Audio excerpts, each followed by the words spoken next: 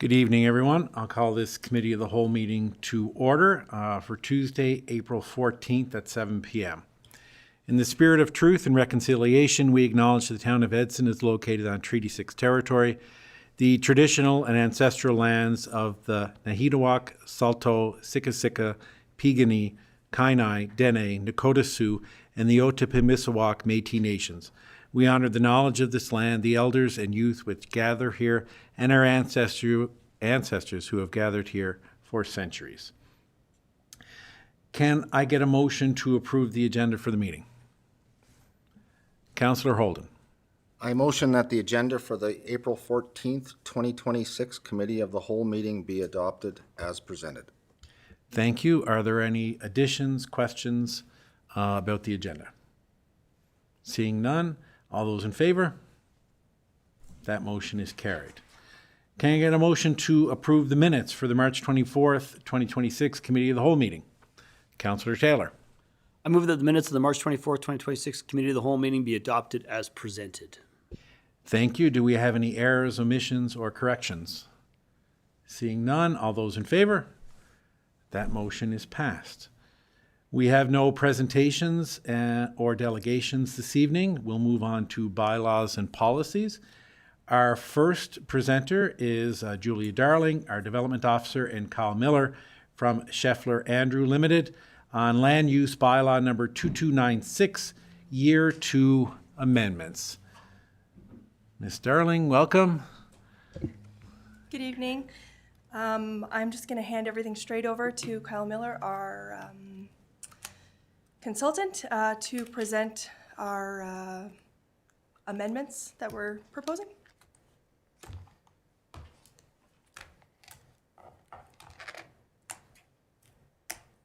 Sorry, thank you very much. Can everybody see my screen, and is it displaying what it's supposed to be displaying? Yes. Perfect, thank you.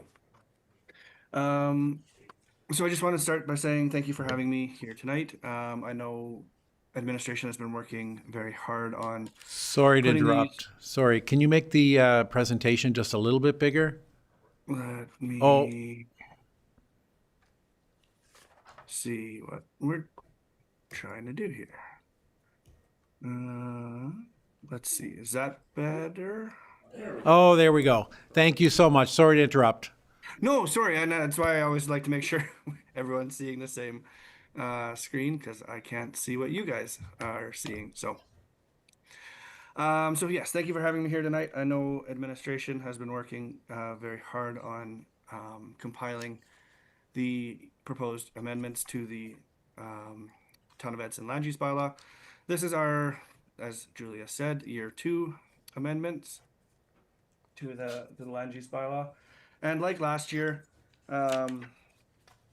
we've gone through these amendments and are proposing these amendments as a result of working with this document on a day-to-day basis. So, as you council knows, the current land use bylaw was adopted in the summer of 2024 after a comprehensive review of the town's existing land use bylaw and a comprehensive public consultation process. Last summer, we presented amendments to the land use bylaw that primarily related to how things were interpreted, where there were gaps, errors or omissions, and just tried to present and provide a more clean document for administration to administer and for residents to consult when they're looking to proceed with proposed developments. As with our Year 2 amendments, they're substantially similar vein. We're not proposing anything particularly wild or reckless. We're trying to incorporate some regulations or some policies or definition revisions that have arose over the last year as, again, a result of working with this document every day and dealing with some of the development pressures and development proposals that are coming forward in the town. So we've broken the proposed amendments down by section. The first section where we have proposed amendments is the definition section. And I always say I think the definitions are really the workhorse and the backbone of any land use bylaw. In any of the conversations that you'll have with a developer, they'll say, well, can I do this? And my first answer is going to be, well, it depends. And then we have to go and see what the proposed use is being defined as. And then we can, once we've come up with a definition of the proposed use, then we're able to identify what regulations apply to that proposed development. We are proposing several definitions be added in this version. And again, they're not substantial additions. We're proposing additions of, things that are like change of use. So what does it mean when a commercial building is changing in use from a retail store to a liquor store? They're substantially similar, but they're different uses in the land use bylaw. So we've tried to clarify what that means. We've also included definitions for discontinued use. So what does it mean when a building is vacant and somebody wants to come in and now proceed with a new development within that building? There's several definitions in that vein. So that's the first group of amendments in the definition section.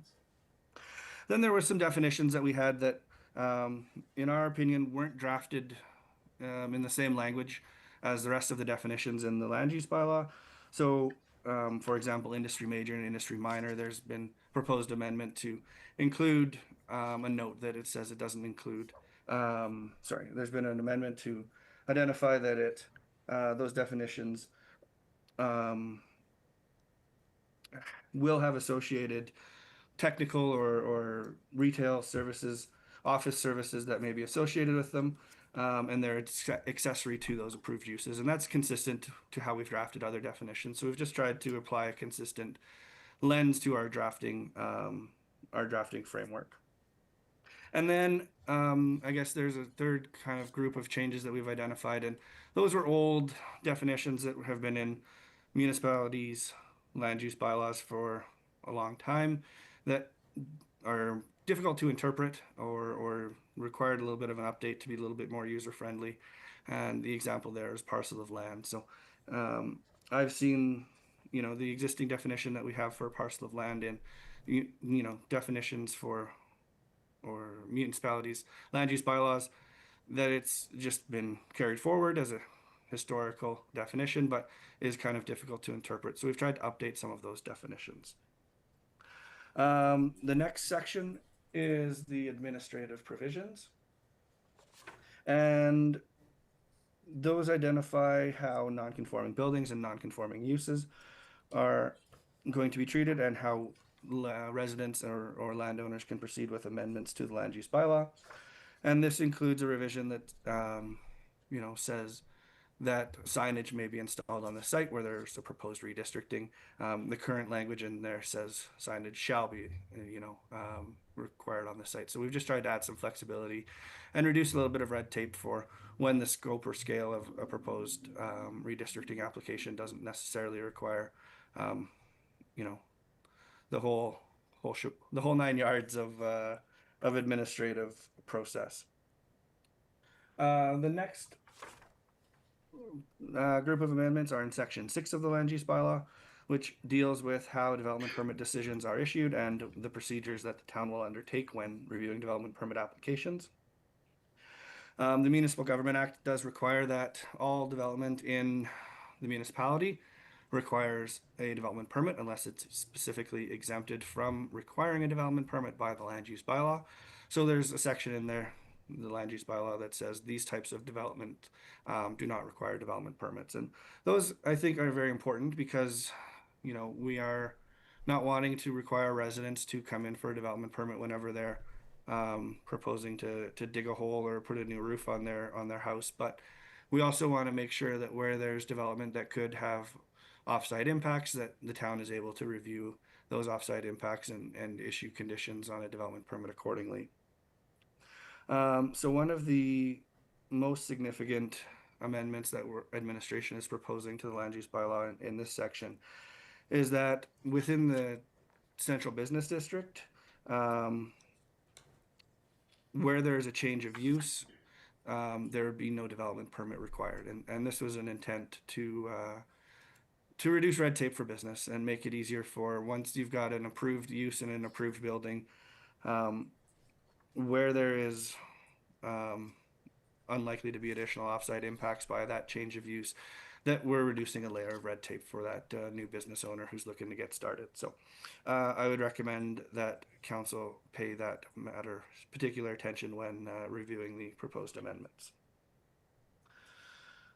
Section 8 of the land use bylaw looks at general land use regulations and provisions.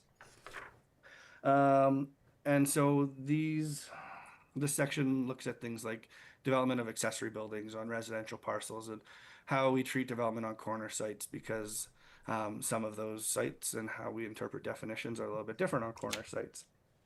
So these pertain to specific uses or specific requirements that we want to be cognizant of when we are reviewing development permit applications.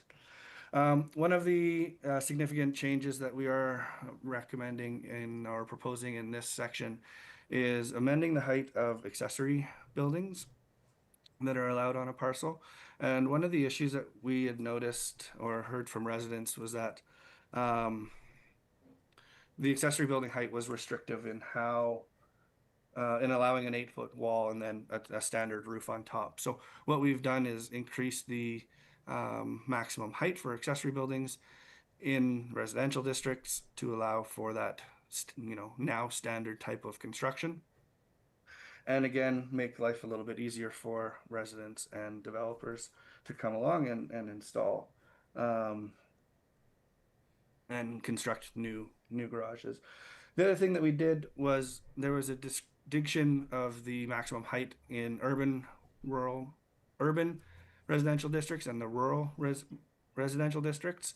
And with this proposed amendment, we've looked to do away with that distinction and just have the same maximum accessory building height in both types of residential districts, urban or the rural residential.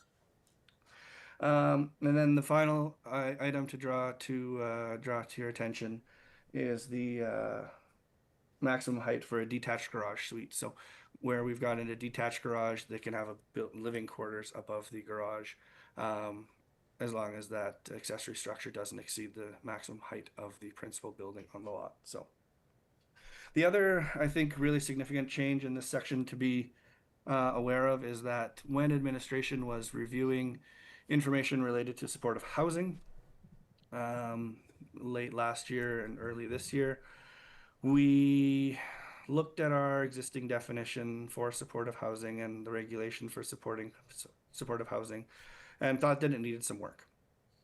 So we've broken the supportive housing definition into two sections, two different use classes, supportive housing major and supportive housing minor. And that's to try to distinguish between a facility that would operate on a more intensive 24/7 basis and be located in a commercial commercial type district, and a supportive housing land use that could maybe take place in a residential area without having an adverse impact on adjacent residential uses. So with those two definitions, we've proposed a specific suite of land use regulations to accompany how we would evaluate the application for a supportive housing major application, and included draft regulations for council's review in section 8. Section 9 of the land use bylaw identifies parking requirements for different types of development. There's a couple of housekeeping items that we've amended in this section. As I just said, we've proposed to break supportive housing into two different use classes. So, we've proposed that we're deleting it from the table that says supportive housing shall require X number of parking stalls, and broken it out into supportive housing minor and supportive housing major. So there's that change, as well as we've proposed that the parking requirements in the central business district can be more flexible where there's a change of use. Again, in order to accommodate new development in redeveloping areas and not to trigger a requirement for a huge number of on-site parking stalls, simply as a result of a change of use. Section 10 is the signage section in the land use bylaw. There's, I think, only 2 proposed amendments in section 10. They both work to address duplication or inconsistencies between existing regulations. There was one section where we had a similar regulation listed twice in the same section with slightly different wording. And then there was a second section which limited the size of window signs, and there was a conflict between the general provisions and the window sign provisions as to what the maximum size would be. So we've proposed amendments to clarify those items. And if the definitions section, I guess, is the most important part of the land use bylaw, then the land use districts themselves and what the list of permitted and discretionary uses are is likely the second most important section of the land use bylaw. Just for council's quick reminder, the Municipal Government Act allows a municipality to establish permitted uses in each land use district and discretionary uses in each land use district. And there's a very critical difference between permitted and discretionary uses. Where a use is listed as permitted, if the application for a development permit comes in and it is a permitted use and it satisfies the requirements for the side yard setback, the maximum height, the site coverage, the parking requirements, etc., then the development authority is required to issue the applicant a development permit, and the landowner is entitled to a development permit by right. If there is a discretionary use application that is received, the development authority has far more ability to review and impose conditions on the proposed development to mitigate what it perceives as any offsite impacts, or in some cases refuse an application if in the development authority's opinion that location is not appropriate for a particular use. And I guess examples of that could be maybe we don't want a daycare right next to the highway where all of the traffic is, because if the child gets onto the road, then obviously there's going to be some concern there. So as we're going through this list of permitted or discretionary uses, I would strongly recommend that council pay very close attention to what we're recommending here. We are looking to add campground as a discretionary use in the PS district, adding custom manufacturing to the C2 district as a permitted use, and the Central Business District, the C3 district, the Business Industrial Minor and the Business Industrial Major districts as a discretionary use, adding drinking establishment to the C2 district as a permitted use, and to the C1 district as the discretionary use, adding a liquor store use to the C2 district as a permitted use, and to the Central Business District, the C3, the BI1 district as discretionary, adding mixed use to the C1 district as a discretionary use, adding restaurant minor to the C1 district as a discretionary use, deleting supportive housing in the R2 and the R3 districts. And again, I'd like to flag that the reason we're deleting this definition of supportive housing is because we're deleting that definition entirely. But we would be looking at adding supportive housing minor back to the R2 and the R3 districts as a discretionary use. And I guess I would just like to flag for council that supportive housing use is currently listed as a discretionary use in both of those districts, and that the definition for supportive housing minor is largely carried forward from the existing definition in the land use bylaw. Adding supportive housing major to the C2 district as a discretionary use, deleting regulations for barrier-free development in the R2 district because they pertain to commercial development, which is not permitted or discretionary in the R2 district. Deleting the setback regulations in the Parks and Recreation district, and adding a regulation that states that all site requirements are at the discretion of the Development Authority. And I think one of the primary reasons for this is to ensure that where the town has park space, that we're able to utilize that park space to the fullest extent possible while still, ensuring that planning practices are observed when reviewing a development permit application. We've also proposed to delete the lot coverage regulation from the PS district as well. I can go into my summary and just talk about the next steps. So I think it is fairly fair to say that the proposed amendments again to the land use bylaw in year 2 here are fairly administrative in nature.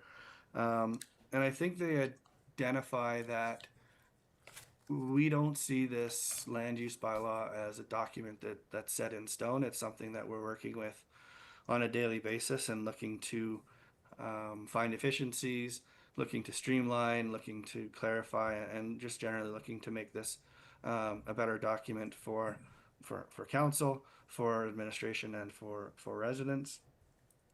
We're looking to generally clarify some of the existing regulations, provide additional tools to the development officer when they're reviewing development permit applications, reduce some red tape that has maybe inadvertently crept into the bylaw over various iterations and revisions, support the town's housing strategy, and increase transparency in identifying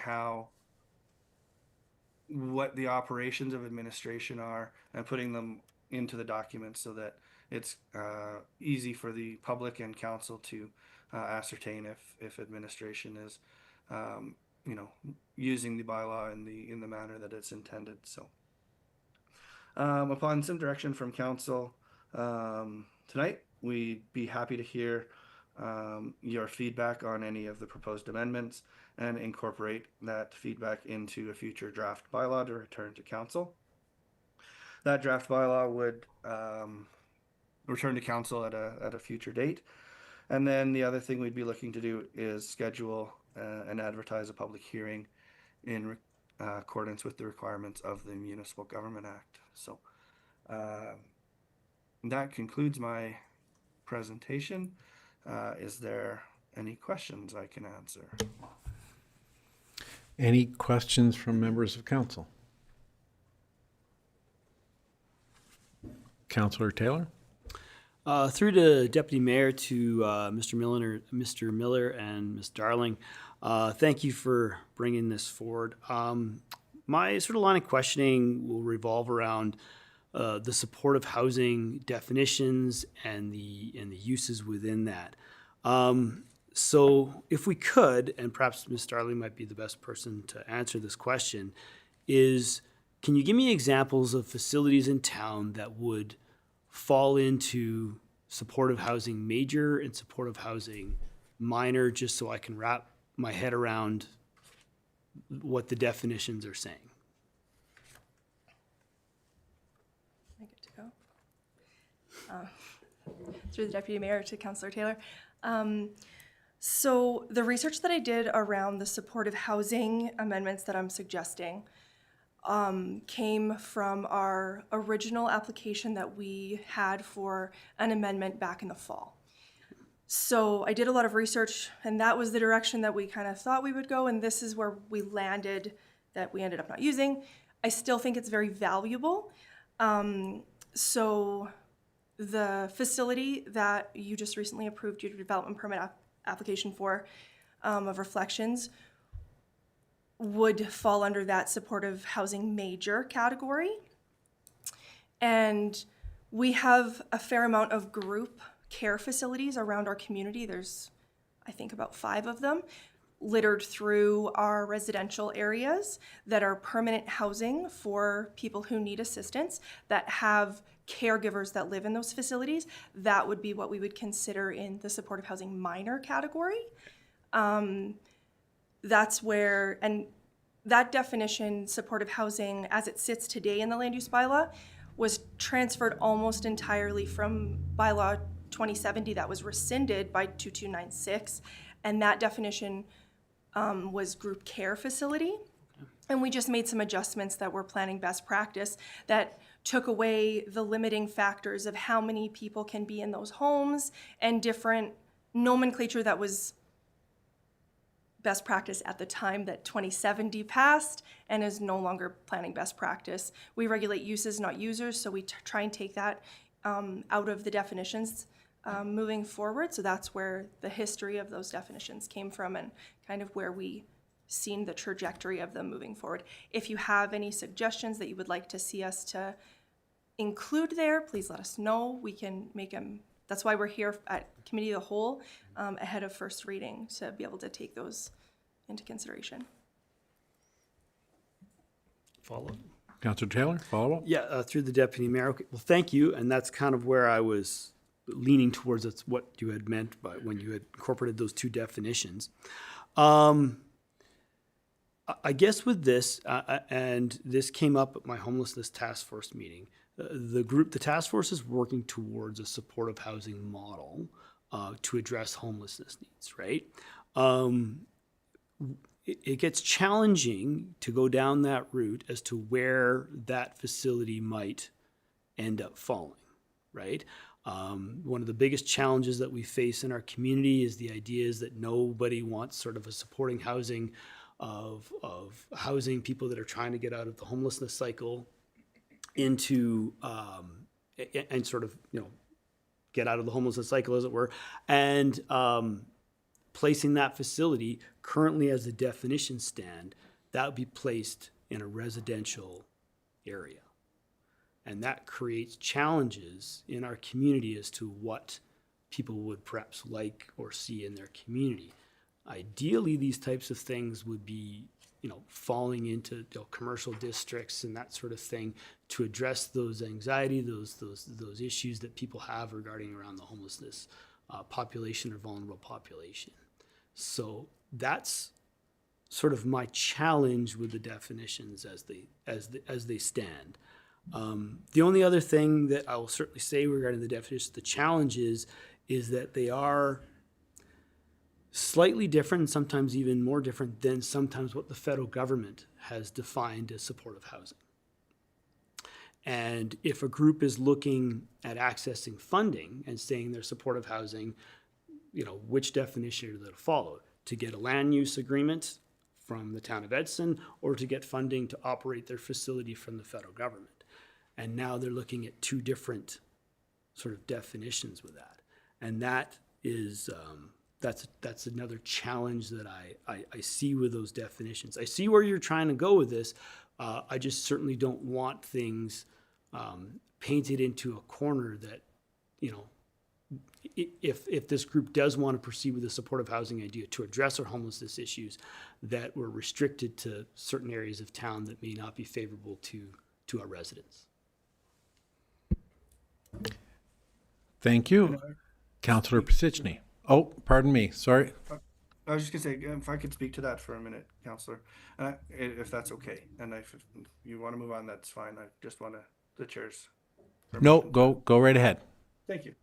I think your last point there, Counselor, that there's challenges between different definitions between different levels of government and for user groups especially, and how we define land uses that, as Ms. Darling said, regulate the use, not the user, and kind of programming definitions for what the housing is supposed to achieve. So I think we're trying to, and I'm not sure if we've got it 100%, but I think we're trying to walk a fine line between how we regulate land use without overly stepping into the regulation of the user of the parcel of land, while also not getting into the programming use of the building itself. And so I think there's really some important challenges that you've identified there. And like I said, I'm not sure we've got it 100% that we can say with certainty that yes, this is the perfect definition. But as I also stated in my presentation, one of the things that am really appreciative with this council is that we see the land use bylaw as a living document, and that it's something that is continually improving and being refined. So I think that's, we're certainly open to hearing any suggestions that you would have that can help us regulate the land use. Councillor Taylor, did you have a follow-up to that? No? Well,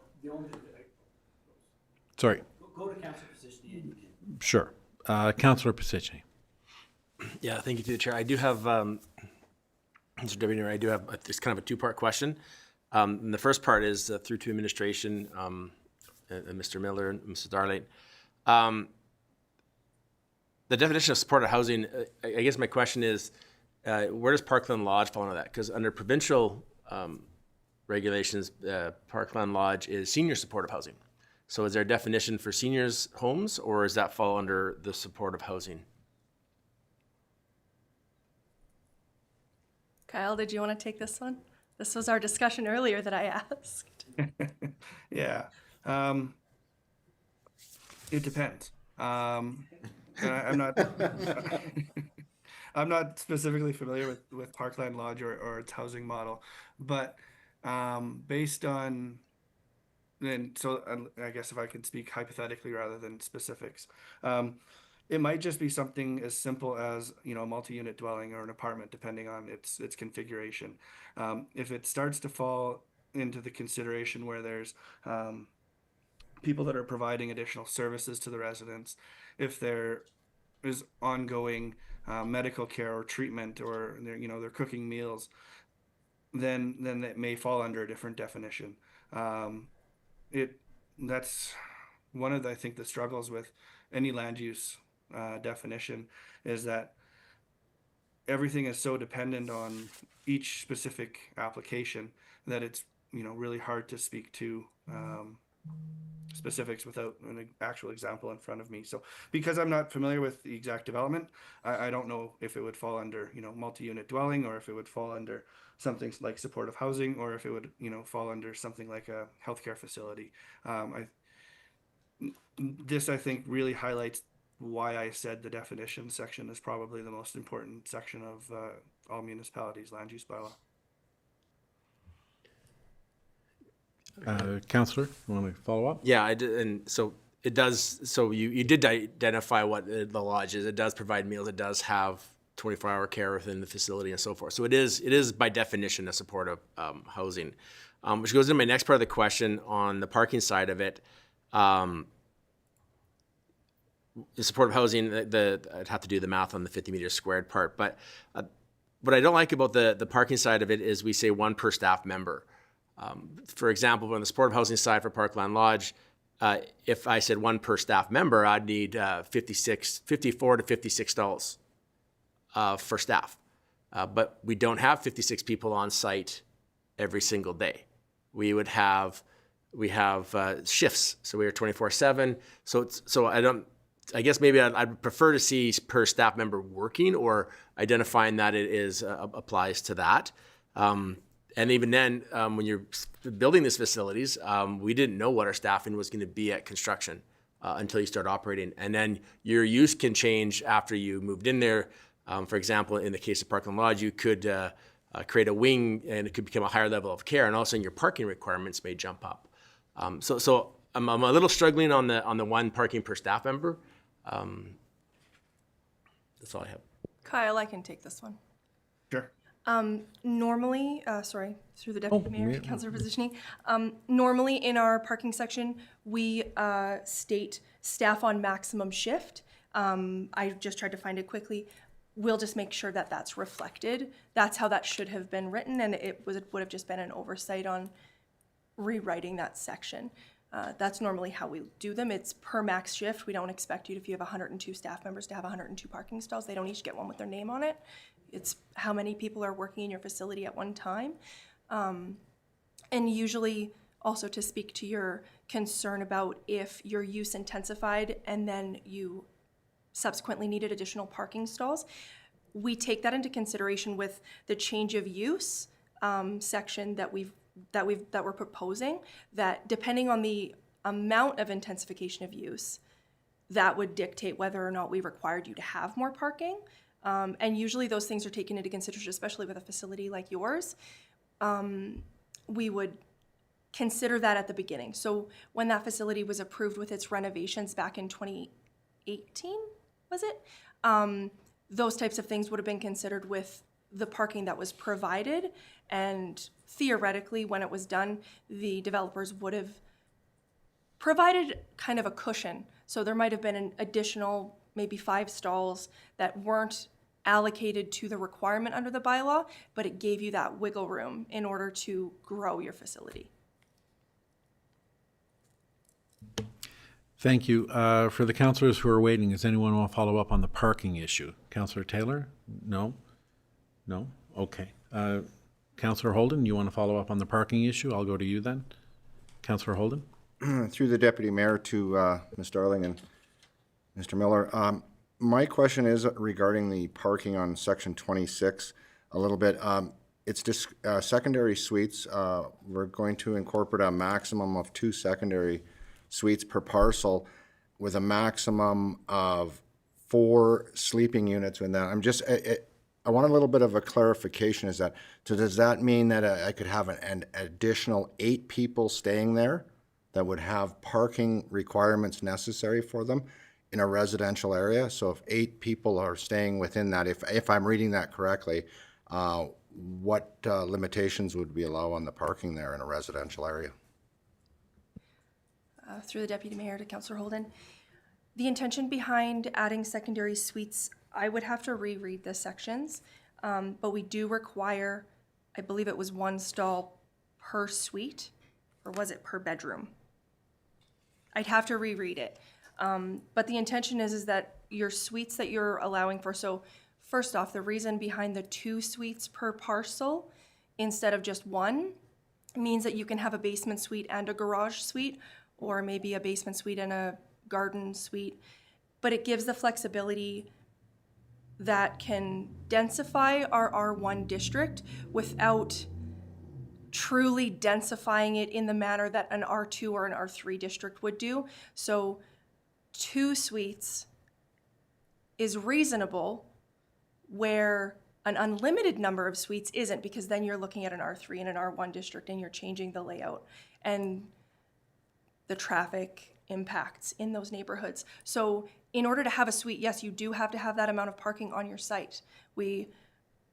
There's very limited opportunity in the variance section of this land use bylaw that gives me the authority to vary away the requirement for parking, because that would then cause problems within our streets and our accessibility of our neighborhoods. And they're already quite congested, so keeping the regulation around requiring parking for those was to make sure that our neighborhoods aren't going to be more congested, perhaps maybe less congested. Thank you. GM Kitlitz, did you want to speak to the parking issue as well? Yeah, thank you, Deputy Mayor. I just wanted to confirm, I did check the land use bylaw. It's for secondary suites, it's 1 per room, 1 per guest room. So I just wanted to clarify that. But I think to Ms. Darling's point, the reason the parking requirements are that high is because that's exactly it. It does help, because if you don't have a piece of land big enough to accommodate 2 suites and that parking, you're not going to get approval for it. So that's kind of the idea behind it. You have to have a pretty big lot to accommodate, 4 extra parking stalls, in addition to the 2 that you need for your principal dwelling. So that's kind of the intent. So if that helps. Okay, thank you. Councillor Taylor. Through the Deputy Mayor, Mr. Darling, Mr. Miller, the only thing I would say, just I'm going back to the supportive housing piece, is to reach out to the task force executive director. The task force represents different organizations, whether dealing with homelessness or even just social housing, and just so that perhaps we're all on the same wavelength of these definitions and the impact of these definitions, and ensuring we're trying to get the wording right. And I do hear what Mr. Miller is trying to say. You're trying to get it as close as we can. We're like, and I understand that, and I understand you're in the land use world. I mean, and not in the the homelessness world, and that's okay. So I would recommend to reach out, and maybe the definitions that we have there are the correct ones that will work. Just a further question. When we look at the current definition of supportive housing major, it indicates a drop-in facility. Now, we do have group care facilities that have drop-in services. And I think Scope has one on 3rd Ave, right? If that's the way I define that facility, I don't know, can't see what they put in their development permit that's there. It's right next to a childcare facility, which, of course, later on says you can't have a supportive housing major within an X feet of a childcare facility. So just maybe, I don't know if you can elaborate on whether or not that facility be deemed supportive housing major or something else. Through the Deputy Mayor to Councillor Taylor, we're working, we would assume that development has approvals. I can't recall how that facility, where the facility is, how it's been approved, or where it would live within these definitions, because as Mr. Miller said, it depends. Each application is of its own accord, and it's reviewed against its own merit against these definitions. So that's why the definitions are key. I would have to look at the facility to give a better understanding of which one it would be considered. So the intention behind the major is that, yes, it's a drop-in facility, that it can allow for temporary overnight accommodation, but doesn't generally, people don't live there. They don't store their valuables permanently there. They don't have a bedroom that has their pictures in it. That's not their permanent mailing address. Whereas the supportive housing minor, the intention behind that one is to cover the group care facilities that we have in existence in our community, that is that person's permanent address. They live there full-time and they receive care there, and that's where people visit them.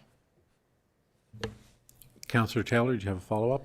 Yeah, through the Deputy Mayor, Mr. Elliott. Yeah, and I certainly understand the supportive housing minor certainly encompasses that, but I do know there are group care facilities that perhaps do have drop-in centers. Certainly one is next to Core Daycare Facility, right? And again, you're right. I have no idea what they put in their development permit. I have no idea how it was zoned or anything like that. It would just, by passing this as it stands, it looks like it would contradict what we have written here, but maybe not. Maybe if you look into it, it realizes it's fine the way it's zoned. Mr. Miller, I think, has a comment. Yeah, I think that's a really interesting development for us to look at and see what conflicts, if any, would arise. The follow-up comment that I would make is that assuming there is a valid development permit for the facility, it would become, if it is adjacent to a childcare facility, a non-conforming use.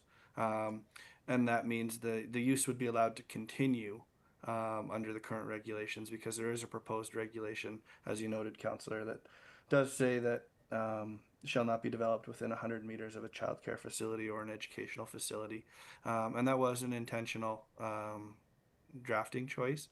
And I guess what we are trying to acknowledge there is that in many instances, those facilities do have offsite impacts, and that educational facilities and childcare facilities are sensitive or vulnerable uses. So, what we are trying to ensure is that when there's new approvals moving forward, that those uses are separated. What the non-conforming use would mean for the existing development, again, assuming everyone's got all of the proper development permits, is that if it was then now considered legal non-conforming with the adoption of this new amendment, then it wouldn't be allowed to expand. And if it was destroyed to more than 75% of its above ground value, then they wouldn't be able to rebuild it in that or redevelop it in that same location. But it would allow the municipality to approve minor, repairs or other things that would allow the facility to continue operating as it is. Thank you so much. Mayor Zahara. Thank you, Deputy Mayor. Just going to number 5 regarding fencing. I see here that you're adding hedge as to the definition of fence. Because there are restrictions on heights of fences, there are also going to be restrictions on heights of hedges as well. Especially if you have a side yard. I've been in cities where hedges go really, really high up and they look fantastic. So I don't know why we would restrict the height of the hedge if that's the intention.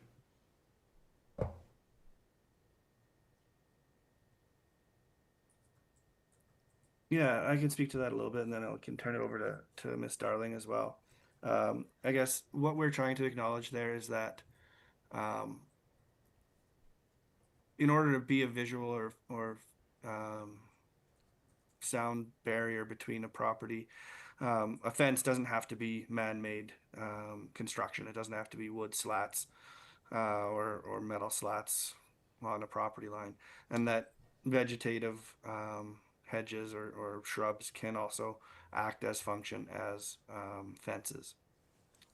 In some cases, I think they can lend themselves to high aesthetic barriers between properties. Instead of a fence, now you've got a shrubbery.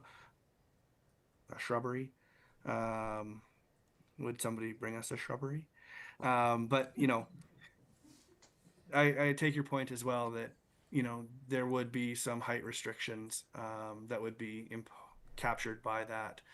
I guess the contrary or continuation of the point is that a lot of the shrubs in effect or in place today are in place prior to the adoption of this bylaw, so arguably they could be non-conforming continued uses as well and not subject to that land use restriction.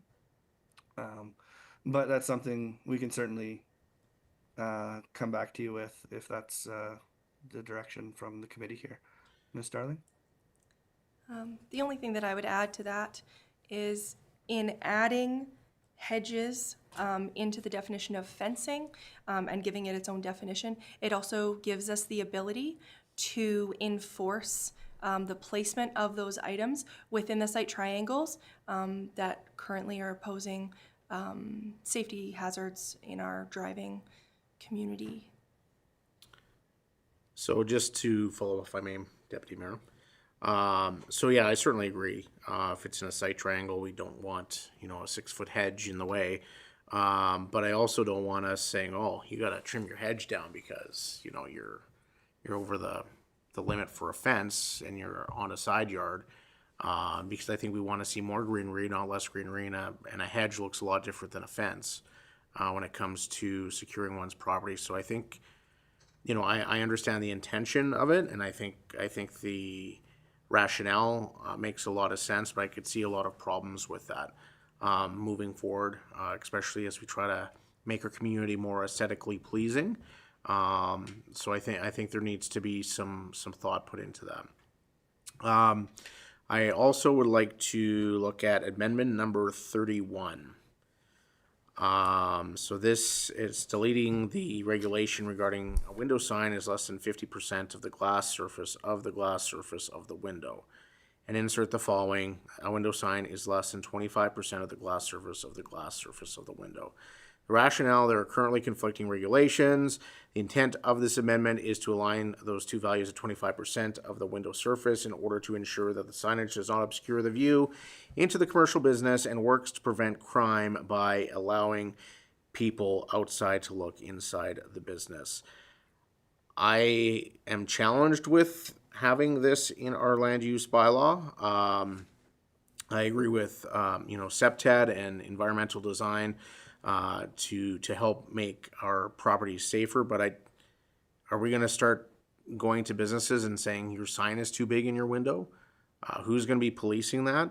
And if I'm a business or a retailer and I wanna cover my windows and signage to advertise the products inside my store, that's my business. That's not the town's business. So we actually have properties in our commercial district that have all their windows covered currently. So are we gonna go to them and say, sorry, you're not allowed that? Or if somebody else wants to start up a business, they're gonna be told they can't do that? I don't see a need for this. I think it's an overreach. And I would like to see that particular section removed unless there is some reason for it that I'm not understanding. Yeah, thank you. I guess the comment would be that it is a SEPTED principle to, limit the area of window coverings in order to provide eyes into and out of the business. So that's where the principle of that regulation came from.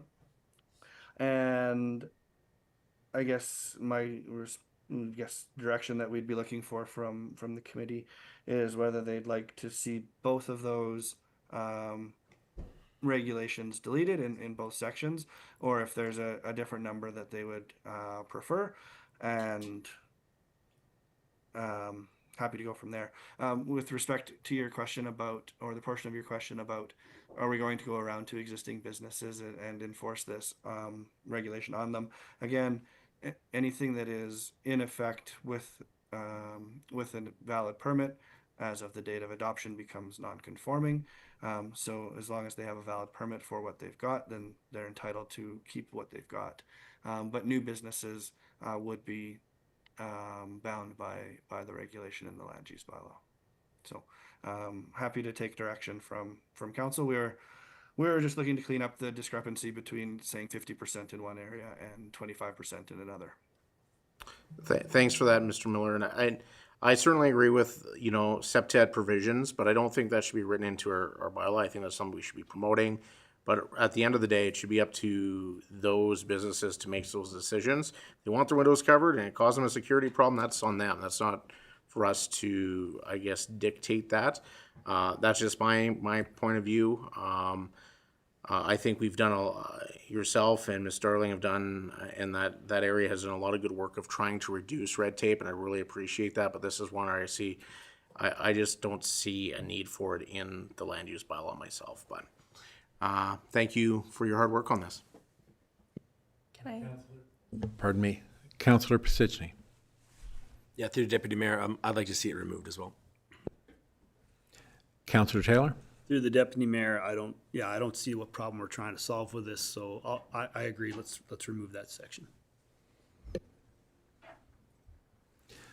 All right. I'm going to ask a question right now, and maybe it's just a little bit more general, and I don't need an exact number.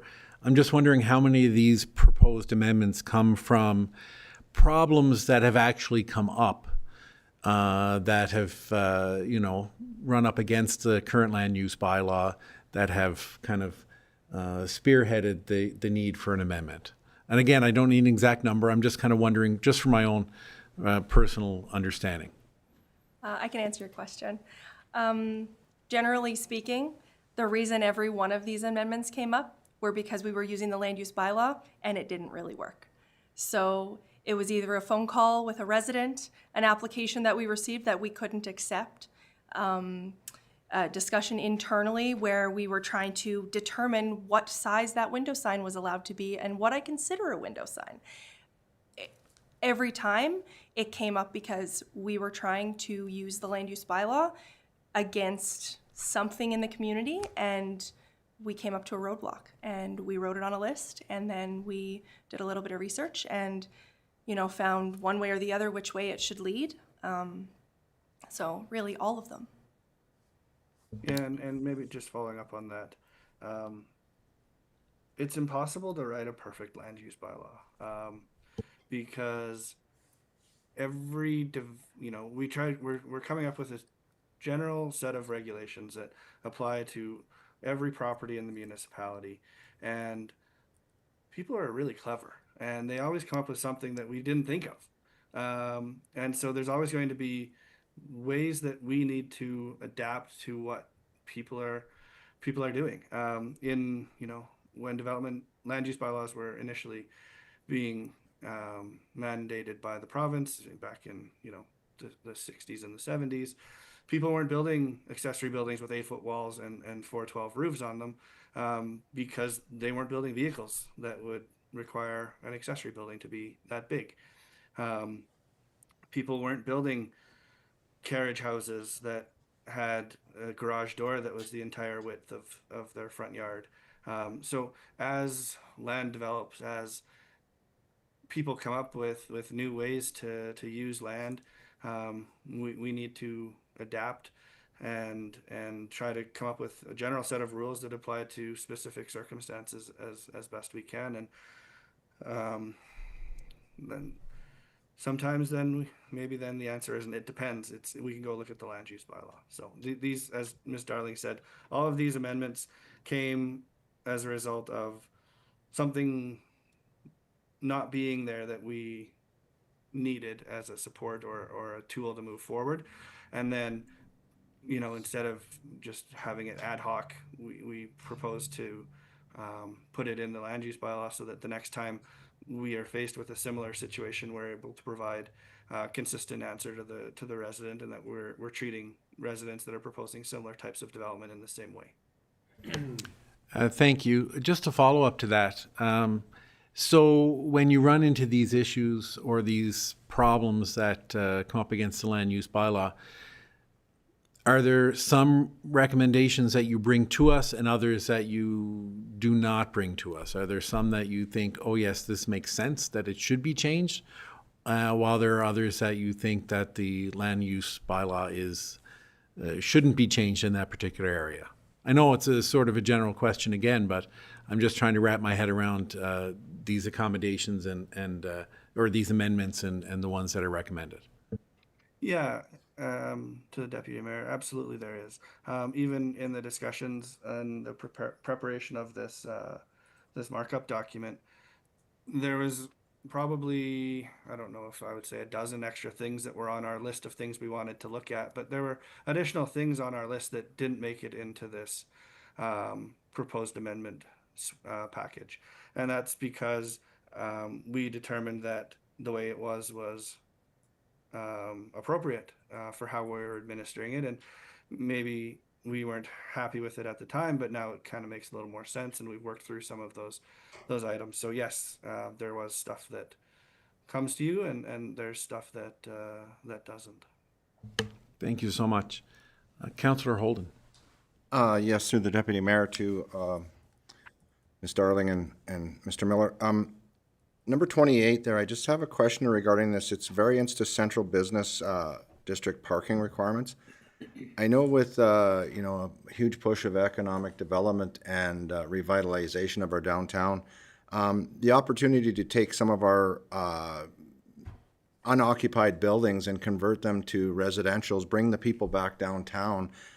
The second section there says, in the case of a change in the use of an established building, additional parking shall not be required, providing no alteration to the exterior dimensions of the building occurs. So if there's a large enough building where you can convert that into, say, 4 bachelor suites or something like that, and there's only 2 parking spots in the back of it, how would we deal with that parking issue there?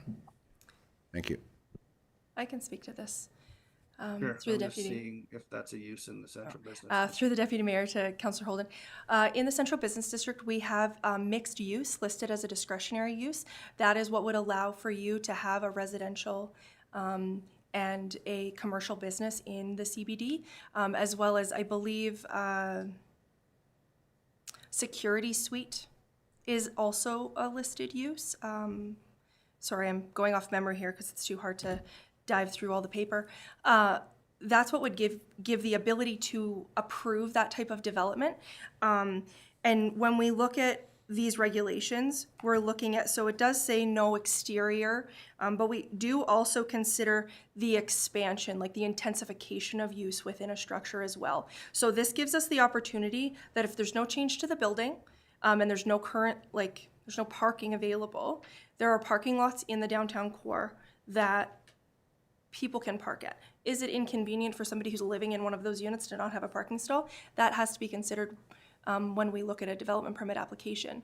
Mr. Miller's infamous words of "it depends." Every application is reviewed on its own merit. So if somebody wants to put 4 suites in the top of one of the buildings, and we look at it and we look at the neighborhood and we look at, take into consideration all those factors and all the regulation within the land use bylaw, and we consider it acceptable, then we would approve it. However, it's a discretionary use for the reason of we can consider it. They don't have a right to that permit. They have a right for us to consider it. Thank you so much. Are there any more questions? Oh, GM Kitlitz. Yeah, thank you. If there's no more questions from council, I just wanted to sort of close up with a bit of process that I wanted to run by committee just to make sure we're okay with that. So, and it's related to the documents attached to the committee of the whole meeting. It's this amendment log that Mr. Miller created when we did the year 1 amendments. So typically when we bring an amending bylaw to council, we bring a copy of the current bylaw and then a red line version. Well, in the case of the land use bylaw, we're 150, 160 pages. So the bylaw, the agenda package is pretty big when we're bringing you 2 copies of this bylaw. So for the year 1, we produced this this table that sort of replaced the idea of attaching this 350 pages of land use bylaw. Did this work for members of council to follow, and was that okay, or would you prefer us to bring a redlined version of the bylaw back? Mayor Zahara. So it works very well for me. The only thing I would suggest in the future is it'd be helpful to have a map of the districts attached. Because when you're talking about some of the commercial districts, I'm not sure exactly which areas we're talking. So it would help to visualize that more easily without having to go to the website and try to find all that kind of stuff. That would be my only feedback to administration. But I do like how that is set out and the rationale outlining why those changes are being made. Okay. If I could, Deputy Mayor, what was the other thing? Oh, darn it. No, I lost it. I forgot what my other point was going to be. Okay. While GM Kitlitz is thinking, with the exception of the window sign amendment, I guess, is the direction that we prepare the amending bylaw as proposed, or should we expect some additional direction from the committee? Councillor Taylor. Yeah, through the deputy mayor to Mr. Miller, just going back to my only suggestion of speaking with the homelessness task force just regarding those definitions and ensuring that there's just that understanding. Again, that organization represents lots of different groups in town, everything from social housing to addressing homelessness needs, whether it be overnight accommodations or just drop-in facility. They sort of represent a wide variety of different organizations that maybe will just to point us in the right direction. Again, those definitions after that conversation and discussion may work in this document or just may need to be just touched up. I had mentioned earlier, it doesn't fall within the definition of what the federal government has. There's actually some deviation away from what's in the MGA as well. So that's just food for thought in that. So those are my comments. Thank you. Any other questions or comments? Addresses sign question. Right. So can I hear your question again was about the sign? Do we want that removed? Correct? Okay. I think we had 3 councillors speak in favor of removing it. I would be in favor of removing that as well. Thoughts from other councillors? Councillor Wilson-Lair. Yep, through the Deputy Mayor to administration, I would also be in favor of that. Thank you. Councillor Holden. Through the deputy mayor to administration, I also would support removal of it. Okay, so it looks like that would be the direction. Please remove that sign. That would be removing all requirements completely, right? Okay. Yep, on window signage. Ms. Darling. Sorry, I just want to add, the removal of those two sections may subsequently result in additional amendments to the bylaw, because window signage does have an exemption in the exemption section, so we'll have to make that amendment as well. I just want you to be aware that there will be an additional change to the bylaw, because right now, window signage, we do define it, and it's listed as exempt from needing permits, so I just want, things might not just be that thing gets removed, just want you to be aware. Okay, thank you. All right, any other thoughts or comments? Well, with that then, thank you very much, Mr. Miller and Ms. Darling, for your presentation on the amendments to the land use bylaw. Appreciate it. Thank you. All right, we will move on to our business items and our regular update on the YCE multiplex project, which is usually quite popular and positive. So welcome to our recreation manager, Vicki Bird.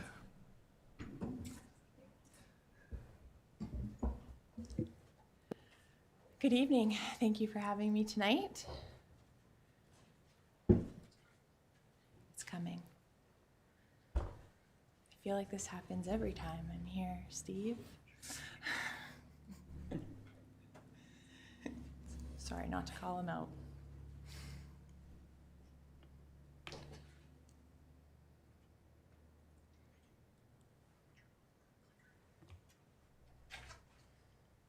Oh, God.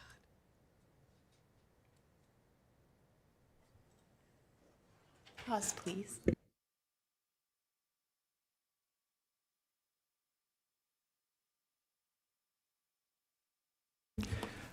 I think we still have the wrong slideshow up there.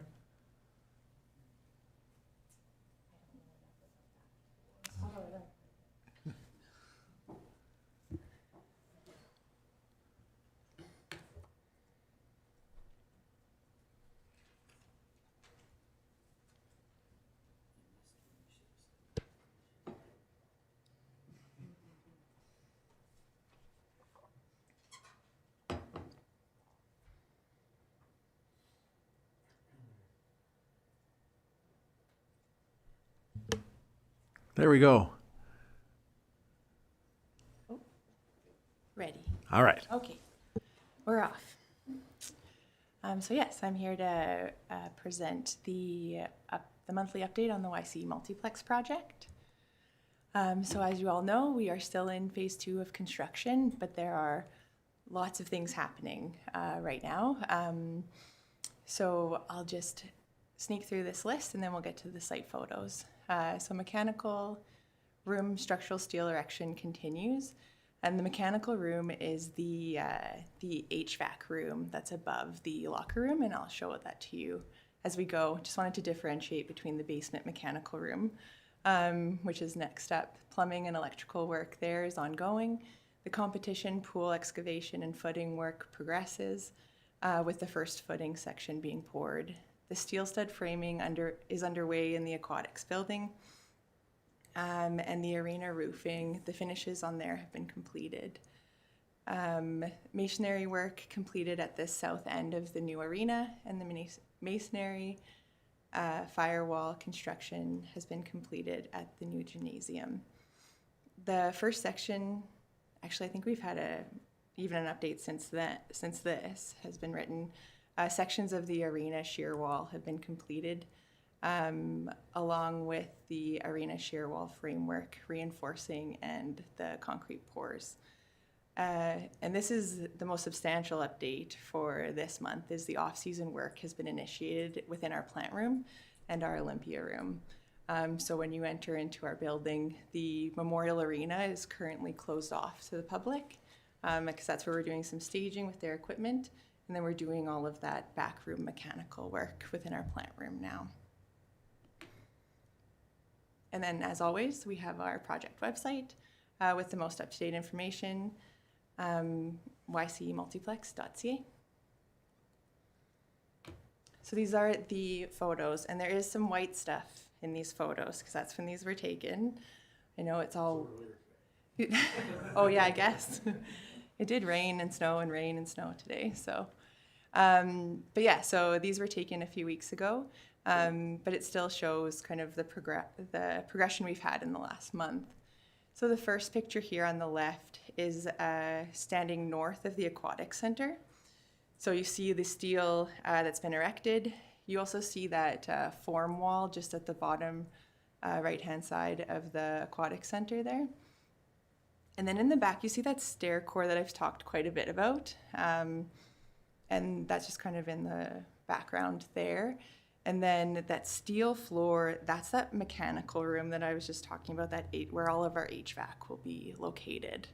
So kind of how that layer goes is it goes pool mechanical in the basement, our locker room, and then our HVAC mechanical, kind of in that section, that middle section between the Aquatic Center and the gymnasium. And then on the right-hand side, that's our competition pool. That's the excavation happening there, along with some formwork of the pool walls. And then on the left hand, that's that locker room that I was talking about. So that's that middle section there. So below it, that concrete is the pool mechanical. And above it, that steel ceiling is the flooring of the mechanical room. And then on the right-hand side is the gymnasium. So standing north of the gymnasium looking south, there's that stair core on the right. And then you'll see closest to where the photographer is standing, that's where the multi-purpose room will be. And then after that will be the gymnasium. And then these are photos of the new arena construction. So the one on the left is the photographer standing south of the arena looking north. So there's that ice melt pit that I've spoken about. And it just shows how we've left that south wall open for access for the construction. And then in between this building and our building, that's where it will be connected. And then on the right-hand side, these are the shear walls that we were talking about, or I was talking about earlier, being formed, and the bleachers will be set on top of these.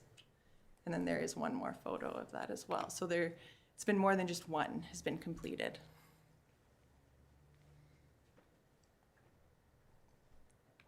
And then for our procurement and budget update, most major trade packages have been awarded, and there's been no impact to the schedule through procurement. Any procurement variances are still being managed within the design contingency, and no increase is being requested at this time. As you see on the right-hand side, our scope of our budget and the budget allotments are still the same.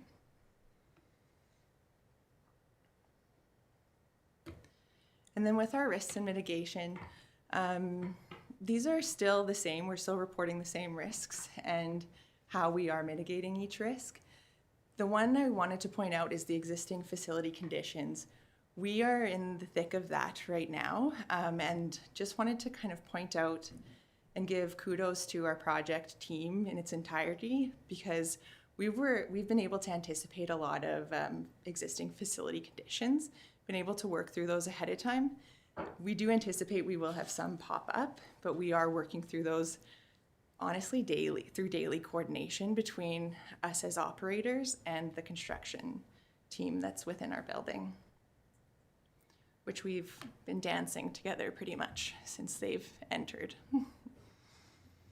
One thing that we were given we were given a schedule update by Clark Builders most recently at our project meetings. And they have identified a 3 to 4 week delay in the construction schedule. This is due to the prolonged winter and kind of the weather conditions that we've been experiencing. There is still some opportunities to make up that in our schedule. And some of the opportunities they're taking advantage of is if you've been by on the weekends, they have, when they're able to, they have been working on weekends, but again, weather dependent and sub-trade availability dependent as well. So this is something they're working through, but they did want to make sure we were aware of it. Oh, sorry. Thank you. Any questions? Thank you. Thank you very much. Any questions from members of council? Councillor Taylor. Through the Deputy Mayor to Ms. Bird, thank you for always the great update that you provide. I'll firstly say 3 to 4 weeks on a project like this is negligible when you look at a massive project like this. For anybody at home or anybody who's ever expressed concern that the price tag of $86.77 million is a lot of money, I just want to draw sort of a bit of a comparison to another community, Fort Saskatchewan. Yes, a bigger community. They just recently broke ground on their brand new pool. And granted, yes, it is a much bigger pool, but it is just the pool, an aquatics complex. And the price tag on that is $72 million. So when we look at what we're getting out of this facility for 86.77, we're getting the best bang for our buck, especially for the community and region of our size. So last month as well, I also brought up questions from students, and I figured I would bring this one forward.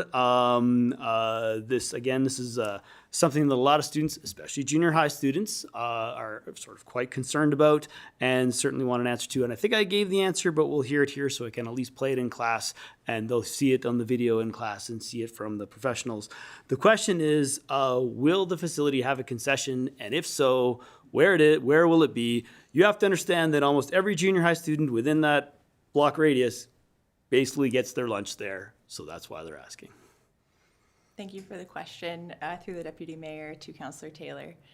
I'm fully aware that they come and have their lunch at the Leisure Centre. Don't worry, very much aware. And we're excited to have them. There will be a concession. It will be where it's located currently. And don't worry, they can come and have their lunch. Excellent. All right, well, every junior high student just breathed a sigh of relief with what you said. Thank you for your work on this. You're welcome. I also breathe a sigh of relief. I steal fries from those kids all the time when they come in after lunch in my class. I try to distract them first, but all right. Any other questions? Mayor Zahara. Thank you, just to yourself, once again, to the project team, doing some great work there.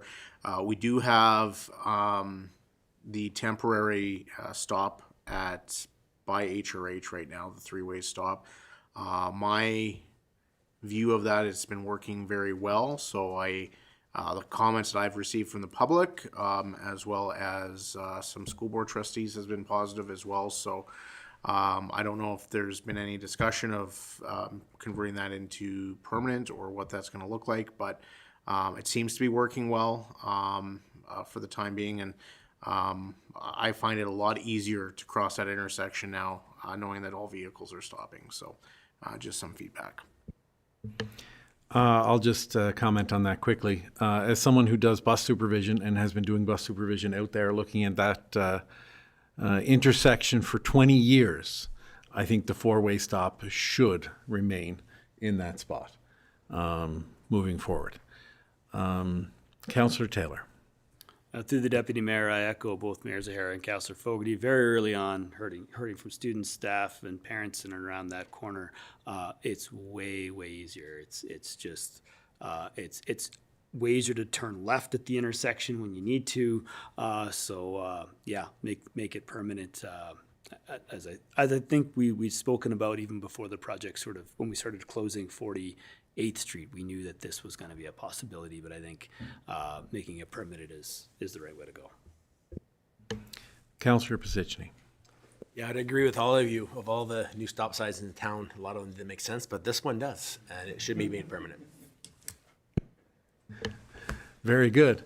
Any other questions on stop signs or the YCE multiplex?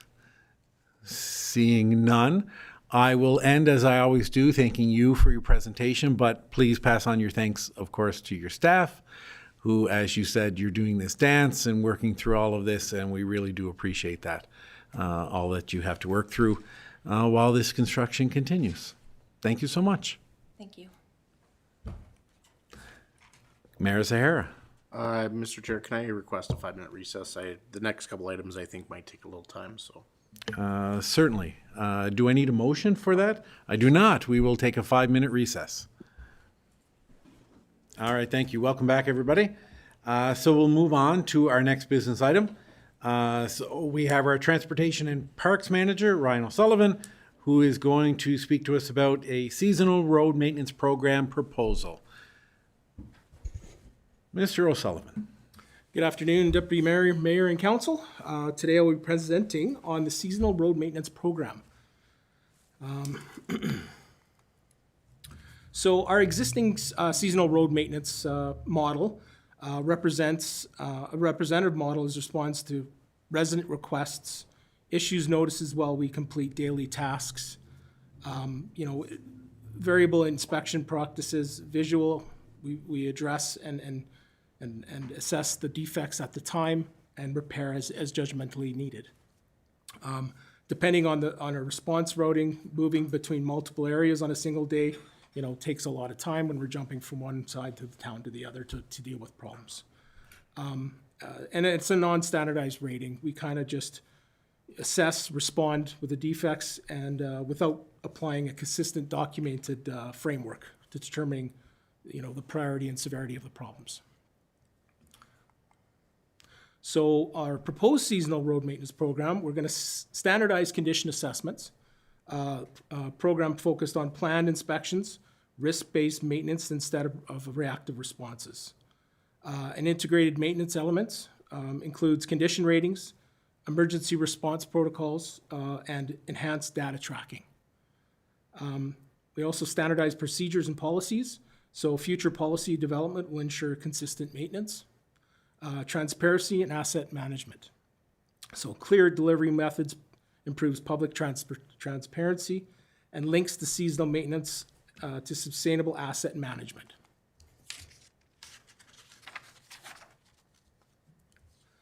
So with this will be the alignment with our asset management framework, which was brought in through our infrastructure group. So it'll be a consistency in the asset management. Road conditions are assessed, addressed using common standards, cross-section departmental alignment as well. Applying the framework aligns with road maintenance and their infrastructure improvements, operational consistencies across all departments. Support for the risk-based decisions. So framework supports risk management and investment prioritization through standard data and conditioning ratings. And sustainable and repeatable programs. So alignment makes these seasonal road maintenance programs repeatable and sustainable in future improvements. So kind of we laid it out here as whereas 1 is a very good roadway, 5 is absolutely horrible and needs immediate attention, and then we go throughout road replacement throughout the years.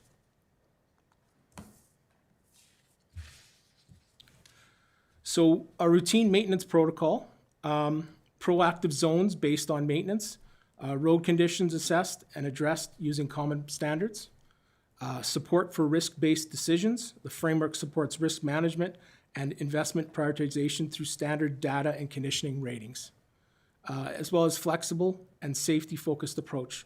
The program can pause a zone of work, address urgent safety issues, ensuring responsive and excessive longevity of the road. So also emergency repair protocols will be in place. So identification of emergencies, road conditions are assessed and addressed using common standards.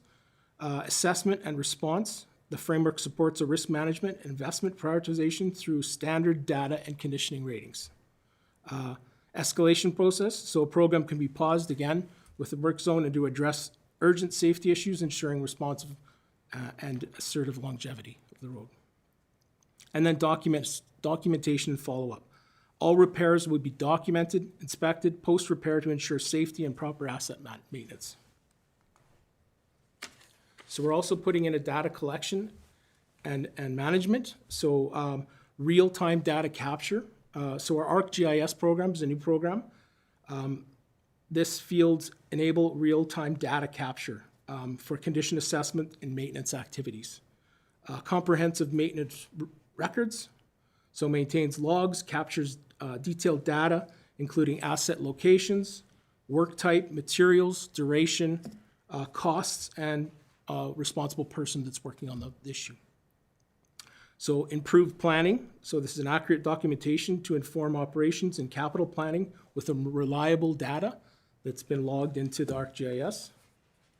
And centralized asset tracking, so all maintenance data will be stored in a centralized GIS system, supporting standardized reporting and analysis. So our ArcGIS looks something like this. So when you go into the program, it tells you how many potholes the team has repaired, how many kilometers we've crack sealed, how many kilometers we've spray patched. This is kind of the opening, and then you can zoom in and see exactly who worked on the area, what they've done, how many potholes they filled in that spot, all systems like that. So we have a 2021 pavement quality index that was done by Stantec, which breaks out our quality of road. It's a little outdated right now, but as you can see, we've got a lot of red in the town and a lot of poor. So it's working through those and getting the patches in place and the road maintenance so we can elevate those a little bit. So we're not doing a lot of replacement. So a little operational cost analysis that we pulled out. Pothole patching usually is about $732 per day. Crack sealing is about $1,220 per day, and spray patching is about $1,300 per day. And this is based on 80, give or take 80 potholes, give or take 100 meters of crack sealing, and about 300 meters of spray patching. So our next steps, so administration seeks feedback to help to inform the draft seasonal road maintenance policy, as well as the draft policy will be presented in a future committee of the whole meeting. Can I take any questions? Questions from council. Mayor Zahara. Thank you for this, Mr. O'Sullivan. Your crews have been busy already this season. So I guess just a few starting comments. I won't steal the show from everybody else. So, you know, I look at areas such as the entrance to Glenwood. That area has deteriorated significantly over the seasons. I think the crew spent almost all day there the other day trying to fill the 500 potholes. So through this protocol or through this policy, or I don't know if there's more information coming on this, at what point do we say we need to mill and overlay that to fix it properly? Because what we're doing now, we're just keep throwing money at it. That's not going to fix the actual problem. We're spending a lot of time, a lot of resources, and frankly, residents in those areas are not very happy with what we're producing because every season it's the same thing and it just continually gets worse because of that water penetration. So what kind of matrix or how those decisions can be made that, okay, we're going to take that little section of the entrance and mill and overlay it and fix that properly. And the second question has to do with equipment availability. An idea that was suggested to me potentially, is there any need for like an asphalt recycling trailer or something like that where you could take your millings and convert that back into asphalt and use it to do work around town? Through the deputy mayor to the mayor.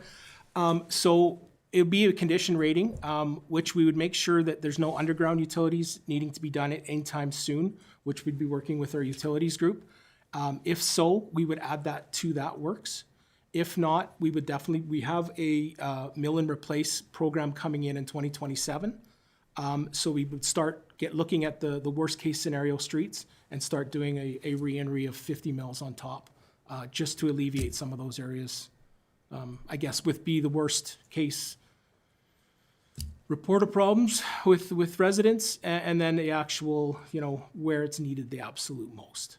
And as to number two, Absolutely, you're reading our minds already. We're going to be putting in a capital for a asphalt recycler, which can do exactly that. We're supposed to be getting almost two all Highway 16's millings. So we're going to have plenty of material that we can run through it, and we can run it all year. We know we can lose all of our asphalt costs we take from border paving. And we can also fix utility digs that we have water main breaks through the winter. We can actually repair them all winter. Councillor Wilson-Lair.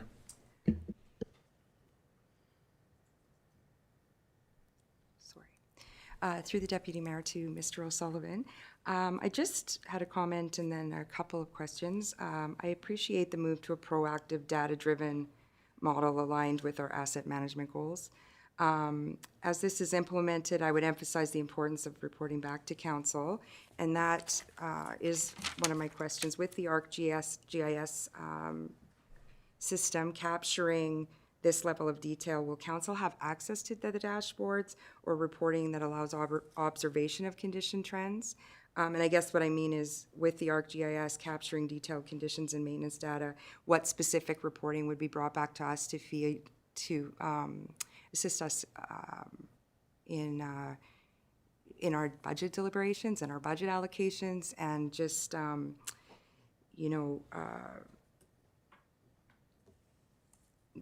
just making more defensible decisions from that data and better budget justifications. So I hope that was clear. I can, for the first part. And then I guess did you want me to add the second question now? Or I just wondered if there was any information in relation to staffing implications from developing this program. Through the Deputy Mayor to Councillor Listenware, I'll get Donna to comment on what actually the program you guys will be seeing to what the town staff will be using. GM Cross. Through the Deputy Mayor to Councillor Wilson. Through the Deputy Mayor to Wilson, Councillor. So the basic foundation, I guess the biggest foundation of this program is using our asset standards framework. That standards framework will be across the board for all of our assets in the field, whether it be hydrants, CC valves, pothole patches, whatever it is. We're going to have a rating criteria that all staff will follow. The big thing is it makes it consistent, and if staff changes over, there's turnover, we'll be using the same thing. When we talk about the ArcGIS, we have a fabulous GIS coordinator on staff with us, and he's been doing great things. So some of the things that we will see as admins is there's apps that he has been creating. So for example, we've been working a lot with the utility team so far. Some of the things that he's been working with them is hydrant maintenance. So the apps that he creates will be for every specific asset. Each asset, when you go into the app, they log location, they can log the time that they're there, the work that they're doing, and the rating criteria. So for example, when we've done some of the underground utility repairs, everything's logged through that app now. How we will see it is in a layer. So as you're asking, will council be able to see this information eventually through the dashboards? As Lance, our GSI coordinator, works on things, he has been creating some of the dashboards similar to the one that you've seen. So when I go into that dashboard, for example, if I would like to see something they're doing, I can zoom in and I can click on an asset. When I click on that asset, all the information's pulled up. So that's one way that we're able to see the information. Through the dashboard, though, as you've seen on the one that Ryan had on his slide, you will actually see the amount of work that's being done. So for example, if it's a utility, if it's a utility dashboard and you want to see hydrants, you can click on that one. It'll say they've repaired this many hydrants, this many is working, any type of that information. Biggest thing with this is we're going to have accurate information for budget processing. We'll be able to look at something, as for example, when you asked, when do we decide if we continue to keep doing the work, we do an overlay, or do we look at a contractor coming in to help us with the potholes? This information will come forward in the 2027 budget after us using this program for one season, because then we will have the correct information to bring forward rather than is it obtainable for staff to continue keep doing the same potholes? You know, it's a small crew.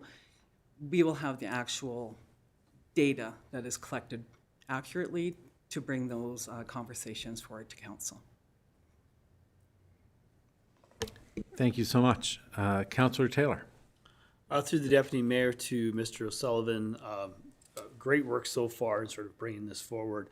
And I appreciate sort of the honest approach of saying we want to switch from being reactive to proactive. And that's obviously when we look at assessments, you know, I think it's 1 and 2 is the, 5 is the worst. Which one's the worst? 5 is the best. 5 is the best. So 1 and 2, I had it right in my notes then. 1 and 2 are a little more reactive, and as 3 and 4 can be that proactive approach. Yeah. So I'm glad you brought up the slide because this is actually where I wanted to focus on. So part of that maintenance, part of that road work that needs to be done is dealing with the humps and heaves that we have in our community. And right now, the images that I'm looking at are more cracks and pothole related. Where do those issues fall in line with these and this program, and how to address those? Because again, potholes we can get on, and you mentioned you can fill 80 potholes a day and those types of things. When it comes to shaving down roads, it's a little more, I'm sure, complex, but we have way more heaves and humps throughout town that need to be addressed. Where does that fall into this program? Through the deputy mayor to Councillor Taylor. So absolutely. I brought some information on actually heaving. So it'll be laid out in the same program. So we'll show smaller heaves to, you know, what we had on 12th, kind of monster spots where they're jumps kind of thing, right? And then we're all based on costs as well, and how much budget I'm going to be needing or bringing forward to deal with the all at once or kind of couple over a year. You know, give or take, the 12th Ave one was $40-some thousand to fix that road. Okay. So it's a big ticket item. And that was the one by Parkland, correct? That's right. Okay. That's correct. And it was almost the whole road was heaved up, and we replaced it as much as we could in there. A smaller one that cuts across the road is about approximately, what was it? I think it was $4,000. So it's a little less. We can patch more of those per year, and it'll, again, when we have this data in place and we have a year or so to go through it and start collecting it, I'll even know more about staffing, and if more staff is needed or what's the case with that. And to the deputy mayor, and I appreciate you having that information and bringing that forward. It's exciting to know we can spend a year doing this, tracking this, and when you bring up cost, you know, if we are going to get serious about the road maintenance and keeping track of our roads and staying on it, then we need to get serious about that at budget time. I know I'm willing to get serious about it and see what we need to do to sort of combat these issues and get ahead of them, instead of, as you put in your presentation, being completely reactive each and every year and almost, Mayor Zahara alluding, fixing the same one over and over again. That's not the route we want to go down. So thank you. Councillor Pisichny. I have a few questions, if that's okay, Mr. Deputy Mayor. Here we go. I was excited when I saw this one on the agenda. First, I want to make sure I understand. Actually, it was GM Cross. So the ARC data, we're doing the inputting on that now. Is that correct?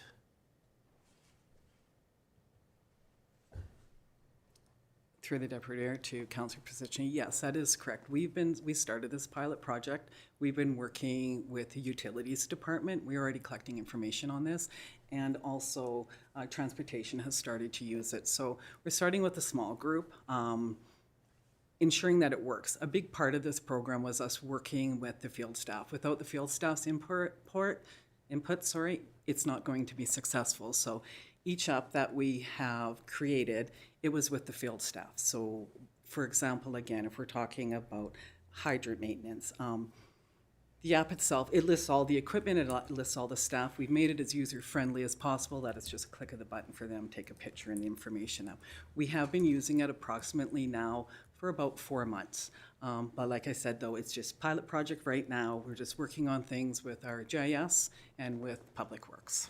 Okay, and so further to that, when I looked at the data in here from it, it was 2021, and some of the roads that are orange are now reds, and some of the ones that were reds are now the green because they've been fixed and repaired. So it's out of date. And then I was fearful that we had to hire an engineering firm to update it all the time. And I was like, oh, great data, but I don't want to spend a fortune having somebody tell us that our roads are cracked. So I'm glad to hear that our staff can do it.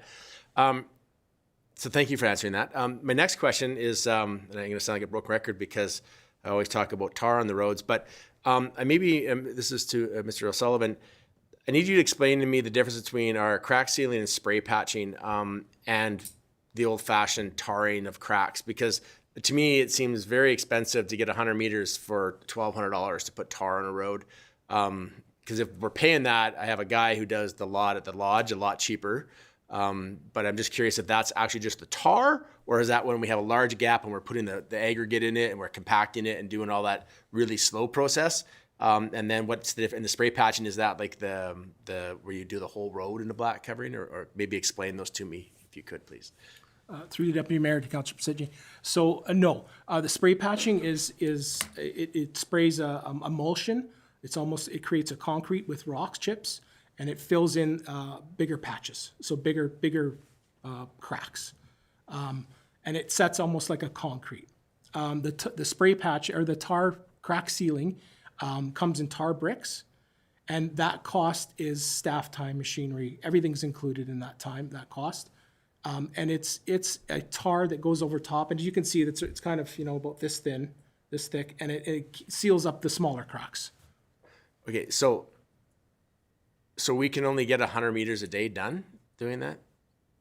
Correct. So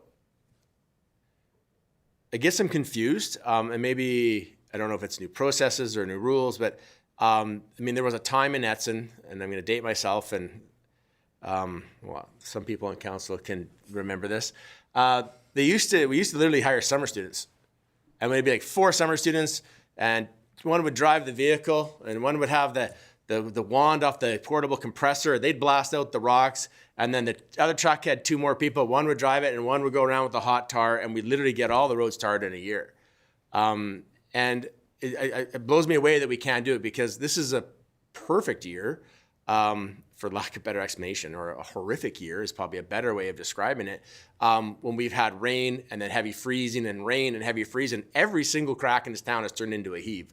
And every time I drive through it, and I can see we've never blown out the gravel, and there's no tar in it, and if the water just goes in, and when water goes in and enters it, it just causes a heave in that exact spot. If the water comes below, the whole road heaves. So at what point can we get to the point where we go, it's very important to maintain, because we have a lot of roads right now that are 1s and 2s. Some of our 3s and 4s are really close to becoming 5s, because we're not just doing that basic, simple crack filling. And we're not alone. The province of Alberta is doing this just as terrible a job at it as we are.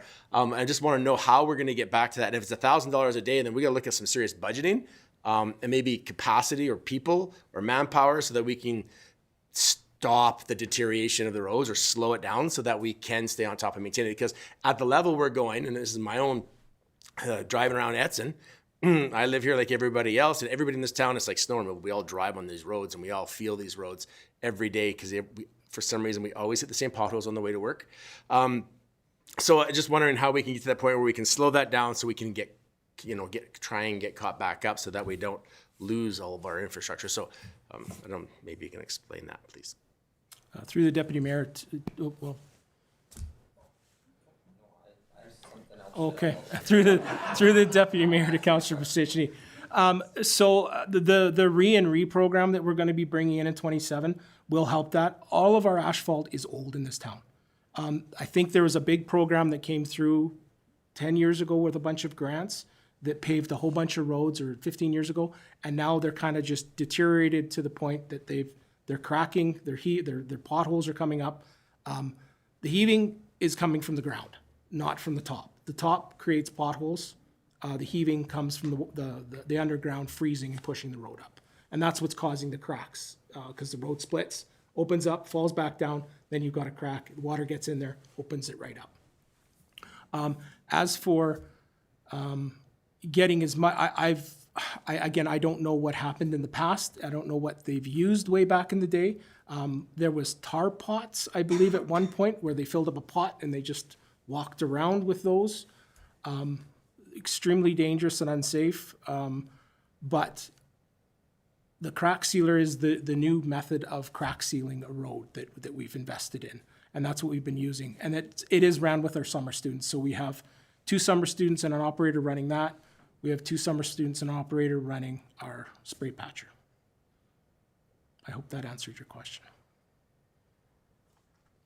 Councillor Pacicci. Yeah, so I understand. So then in short, because the old system was unsafe, we've gone to a more modern system and it's considerably slower. So I know we have, one system for that? So is there an area then we need to look at getting 2, then we can do twice as much in a year? And then on the heaving side, I understand it if there's utilities in the heaves and stuff, but there's literally places in town where the crack hasn't been filled for so long, it's actually a depression and it's now a speed bump or a speed dip. And that's throughout the community. And everywhere there's a crack, there's a large heave. And when water gets in there, it will freeze because it doesn't go all the way in. It just goes part of the way in and then it, so it's a bone of contention with me. And I just know that we can, it's simple, just crack filling. But. Okay. GM Kitlitz is yours pertaining to this, so I'll go to you next then, and then I'll go to the other councillors who are waiting. Yeah, thank you, Deputy Mayor. Sorry, I think maybe what I'm going to try to do is just paint a bit of a picture here, because I think these are all really good questions. This is a good discussion. So, what was done in the past, whether it worked or not, I can't say because we don't have data on it. And what we're trying to do here is make just data-based decisions moving forward. So developing this program is going to help us collect more accurate data. The PUKI map that was up here was data collected by Stantec in 2021. And quite frankly, the data at that point in time doesn't look that horrible. There's not a lot of red roads and orange roads in Edson in 2021. Now, we're getting this data updated in 2026. Council approved the updating of this data. It's supposed to be about every 5 years or so that you run and see where we're going. So I'm very curious to see what the 2026 data is. If it changes, it'll be very good to compare these 2 maps. But what I'm trying to get at is this is going to be an input, right? Every 5 years we get our PQI done to see how our roads are doing. So that's an input. The data collected from our maintenance program is going to be an input. Our porta problems will be an input. There's going to be all these different data sets that are going to come into creating the triggers that'll say it's no more crack sealing, no more pothole reeling. This goes on the overlay program or it goes on a rehab program. This is what this is all building. So I can appreciate the frustration and the point about maybe we need 2 units and 2 more staff. Yeah, those will be things that we'll be able to bring because we'll bring data that says we can do 100 meters a day with this, but if we had 2 units, we could maybe do 200 or whatever it's going to be. But we're going to come forward with not guesses, but hopefully some data that says here's what we think the best approach is to doing this moving forward, so that we can get back on track with our road maintenance, hopefully sooner than later. And the work that Ms. Cross's team's doing in GIS and asset management is quite phenomenal. How far we've come in a short period of time, and I can't wait to show that to council. I don't know, to answer your Council Weirson-Lear's question about when are we going to see it, I think we need some time yet, but I think ideally there'll be an annual sort of show and tell of some of this stuff so we can show where our progress is being made. But so I don't know if that helps. I know there's a lot of unknowns right now, but this is the start of us trying to get some really good data to be able to make better decisions on our road maintenance moving forward. So I just wanted to throw that in. Thank you. Councillor Holden. Through the Deputy Mayor to Mr. Sullivan and the rest of administration. I actually really like the way this is going. I believe that we need a plan. We need a plan every day. We need a plan for tomorrow, the next day, and the next day. I will echo Councillor Pacicni's comment about the 100 meters per day. Realistically, you're looking at a block. We have kilometers and kilometers of roads that need crack filling. Looking at the map from 5-6 years ago, I guess it was 5 years ago, the block I drive on every day to and from work was listed as very good to good. It actually is still good, but it's received crack filling, and if it isn't crack sealing sealed this year, I will be probably dropping from 5 down to 2 very quickly by next year. The 100 meters a day to me is a problem in that I don't think we're being efficient enough, and I'm not sure that's the case. I do want our town staff to be safe in that, but that's a block a day, and I'm not sure that is, fulfilling the needs. If we do need to buy 2, 3, 4, 5 more, upgrade the, amount of staff, I'm not sure we have the funds for it, but at this rate, we will be years before we can get the crack sealing done. Can I, GM Cross, or sorry, Mr. Sullivan, Mr. O'Sullivan, sorry. through the Deputy Mayor to Councillor Holden. So in 2025, we had a bit of an issue with the crack sealer. That's why the numbers are very low. It went out of commission for a couple months through the summer. We had some tar issues, and then the heater blew out on us. We got it back. The hose blew out on us. So we did have a bunch of issues. That's why the low number for last year. Those numbers will increase when this thing is fully functional and working. We've replaced the tar bricks, so we think that was the problem with new ones. So we're excited to get it going again this year, and I'm sure those numbers will increase. GM Cross, okay. Oop, that covered for GM Cross as well, so thank you. Councillor Taylor. Through the Deputy Mayor to administration. I did have a question regarding the inputting of the data, but it sounds like from what you're saying, what I didn't want to see is 90% of our staff time at a computer inputting data. And the way you're describing it, it is real time on your phone, on your app, which is an exciting way to do it. So you're doing the work. That's what we want. We want these things filled.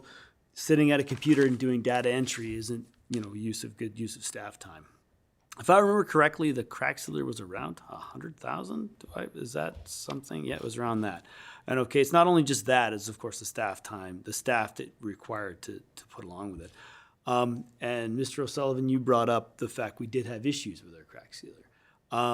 If we see that throughout the summer months that require additional budgetary work from council so that we can work within our limited construction season that we have, please come to council, right? I think that crack sealer was down, you say about 2 months.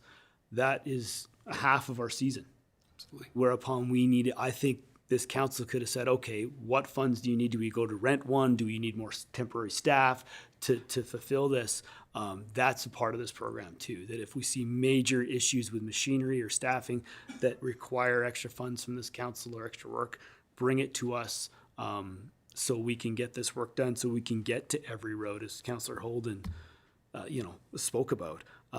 Because I think it is possible that we get all the roads complete within our time frame, but certainly not if the machinery is not operating for 2 months. So that's my comments there. Councillor Wilson-Lair. Just through the Deputy Mayor to Mr. O'Sullivan and Ms. Cross and Council. I agree with what you're saying, Councillor Taylor, in terms of coming back to council with repairs and things like that when those things happen that we're not ready for or don't anticipate. But with the data that's being put into the ArcGIS data, then we will also be able to make those decisions when the anticipated things happen based on data and where is most important, what our rentals would be, or those kinds of things. So I just support this data-driven as we go further and further into it for all those types of things. Thank you. CAO Beveridge. Thank you, Deputy Mayor. Through to all of council. So there is the CAO contingency fund that is available for use in emergent situations, and that would be something that we would look at using in the future if there were imminent needs in order to deal with that versus coming back to council for that, and we would just speak to that at a later date. That's what those parameters, that's where that fund is for. So that's a lever that we now have that we didn't have available to us before. So that's just something to alleviate from those barriers that we've experienced. Thank you. Thank you. Just, my questions were going to be about staffing and the data capture and the input, then they were addressed. But what I'm hearing and what I agree with is that we need to put the money into this. If we want our roads to improve, then if this is our staffing costs for total per day, then, and we want more done, then we need to either hire more staff or put more money into new, better equipment that can get these things done. So, and I would be in support of that. So I think we need to look at that moving forward. Are there any other questions or comments? Mayor Zahara. Yeah, and through to administration, I can only imagine how frustrating it was for transportation when you go to use a piece of equipment, it doesn't work. It was very frustrating for council to hear that we continue to have problems on a fairly new piece of equipment, and hopefully that is resolved. If it is not, then this thing is a piece of junk. We should never buy it ever again and leave them a very bad Google review. But to the point, through to CEO Beverage, we cannot have another summer where we're not, crack sealing for 2 months out of the year. I don't think you'll find anybody around this table that'll be upset with you saying we've went and bought a new machine because we need it, or rent it, or whatever you need to do. To Councillor Pisicni's point, there's a lot more cracks now today than there was 10 years ago. And it's only going to get worse if we don't get on top of this. And Hillendale is a perfect example of that, where that area seems to have been missed, and we got huge cracks in the street there. So I really love the work that you guys are doing on this, the mapping, all that information. I think it's good data inputs, and it's good to know, like we have the road porter problem, to see where the complaints are coming in from the public. I know the roads I drive every day, but I'm only in certain areas of town, and there could be a different area of town that's way worse. So I appreciate the work on this, and I look forward to what's coming forward in 2027. And yes, let's get serious about this, and let's get on top of it. Councillor Pisicni. Yeah, through Deputy Mayor to administration. I do want to compliment you on bringing a proactive program forward. I do like to see that. I do like the fact that you have been hearing me rant at this table enough times that you're bringing forward a plan to address it. So I do really appreciate it, and I didn't want to leave on just being I wanted to have a positive statement in there. So. Are there any more questions or comments? And I do appreciate your passion. That's a nice way to put that. Thank you very much. I think we all look forward to this. I think this is a good positive step forward. So thanks for your work on this as well. Thank you very much. Thank you. Okay, moving on. Next, we have CAO Beverage, who is going to present to us the draft of the town strategic plan for 2026 to 2030. CAO Beverage. Thank you, Deputy Mayor Fogarty. So from the council's, from our past into our future, this evening I have the pleasure of presenting, as you mentioned, the draft strategic plan from 2026 to 2030. This reflects council's direction, values, and long-term vision for the town. This plan, as you'll note, is very high level, and that's intentional. The plan that we have that is before you should remain relevant throughout the council term. We do annual check-ins with council during workshops to ensure that's the case. What you'll see today reflects council's language, council's priorities, and the themes that emerge clearly through discussions with the support of civic excellence during the facilitated workshop. You'll see some repetition of slides in the attachment. That was meant to outline the changes. Some minor and slight wording adjustments would like to consider with council tonight. This is just the draft content. The full-out plan will not look like everyone else's plan that worked with civic excellence. It's something that's really important to make this EDSA own and to also make it different than our past strategic plan. So that's something once we've reviewed the content, we will send it to communications, and they will be working with a designer to ensure we have the EDSA feel. So the first item is the mayor's message. This is simply just for illustrative purposes. This is not finalized, but essentially it would kick off with a message from the mayor. Next is the Town of Edson Council. This may remain similar. It's just a matter of just making sure we have our council members clearly articulated within the plan. This next piece, this is something that's important. Through the exercise, as council will recall, council at this table affirmed that the vision for Edson was, there was no difference from the existing vision from the previous strategic plan. So council, you affirmed that a safe and welcoming community, a vibrant town in an ideal location that draws people together through culture, recreation, hard work, pride, and opportunity. So that was left existing. Values. The process in choosing these values, there was a sticky note exercise that was of council's shared language. These are council's governance values intended to guide decision-making and how council wishes to be viewed by the public and the stakeholders. These are value statements rather than operational commitments. So I'll just go through each of these. Results focused, we set clear priorities and concentrate our effort on delivering measurable outcomes that matter to the community. Transparent, we communicate openly about our processes, decisions, and trade-offs so that the public understands how and why choices are made. Professional, we conduct ourselves with integrity, preparation, and respect, upholding high standards in every decision and interaction. Realistic, we ground our decisions in practical constraints, long-term sustainability, and an honest assessment of what can be achieved. And finally, logical. We base our decisions on sound reasoning, evidence, and careful consideration of impacts and alternatives.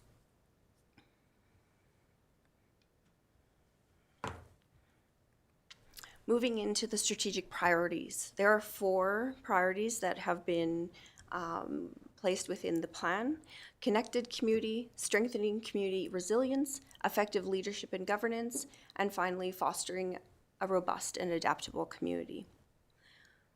These 4 priorities represent continuity from the previous plan with clear wording and updated areas of focus. They were developed to ensure an appropriate level of commitment, flexibility for emergent issues, and along with simplicity and clarity. Now I'll walk through each individual strategic priority. And as I noted, there's a duplication of 2 slides. I'm going to go through the second slide. I'll pop back to the original wording, but I want to talk about the adjustments that were placed and why they were recommended at this time. So areas of focus, connected community. Invest in the places and experiences that sustain energy and quality of life. Areas of focus, recreation. Deliver recreation amenities to drive community vitality. Parks and trails. Balance built and natural parks and trails to ensure sustainability. Original wording, council. Optimize parks amenities to maximize value. Now, one of the key things with this particular item that one key theme that we heard during the workshop was that council would like the freedom to choose the option of naturalization. And we felt that it was important to note that within that was an option to consider when putting this in play. Next, community pride, foster beautification efforts to strengthen civic pride. Culture and events, support culture and events to connect community. Public safety, focus on community safety and promote public confidence.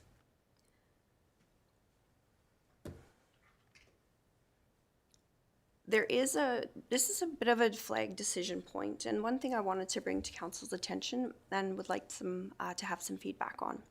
So originally, when we went through some of these items, we spoke about the homelessness and NGO support, in which the intended outcome of the previous strategic plan was a focus area in which administration were guided that was success.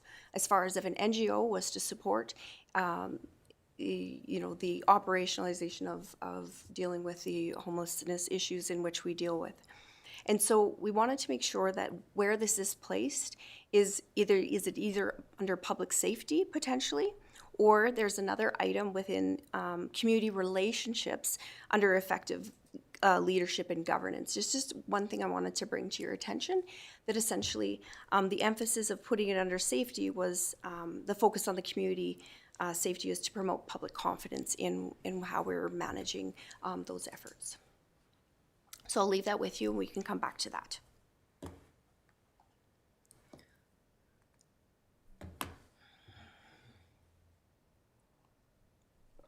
Strengthening community resilience. Build resilience to protect long-term sustainability. There's no changes to this, no recommended changes. Build resilience to protect long-term sustainability. Areas of focus, long-term infrastructure funding. Ensure our financial capacity supports our long-term infrastructure requirements. Emergency preparedness. Remain committed to emergency readiness to reduce risk exposure. Service level alignment. Align services with funding to ensure long-term viability. Growth planning. Align growth with infrastructure capacity. Next. Effective leadership and governance. Lead with discipline to ensure accountability. Areas of focus, purposeful engagement. Engage intentionally to strengthen trust. So previously, the word was used, engage purposefully to strengthen trust. And it was just recommended to further strengthen that word of intentional engagement. And that was something that was recommended. Well, he's commenting on my letter. Thank you. Okay, I'm taking it.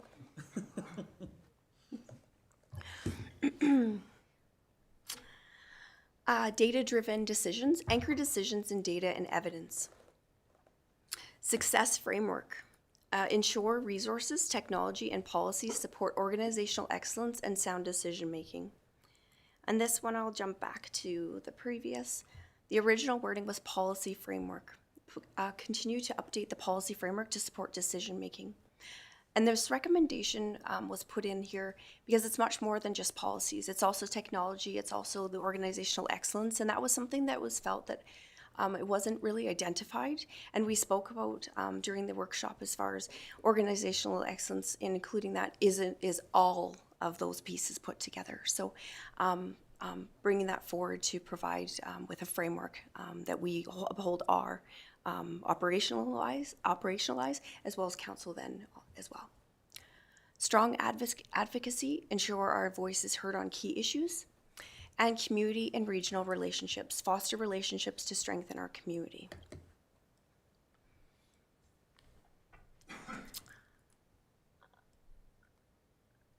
Fostering, so this is the final strategic priority, fostering a robust and adaptable economy, support a stable,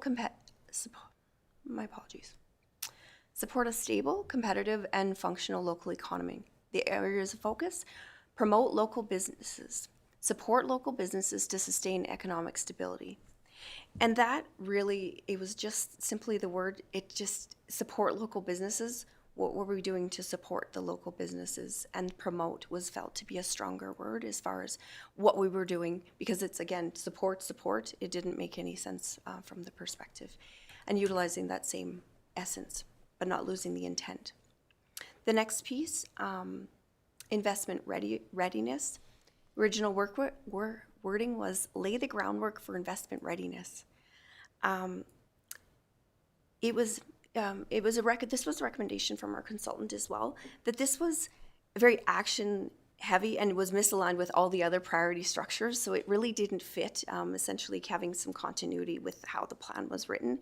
And just wanting, from the perspective of not implying like premature servicing or financial commitments, but just essentially just putting it what it is, which was investment readiness and preparing our community to really attract that investment.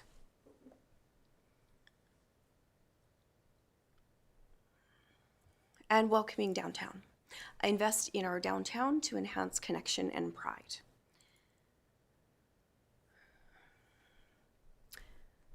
So, with that, the strategic plan reflects the values council identified throughout the workshop. It charts a clear path while staying flexible to new information, market conditions, and community needs.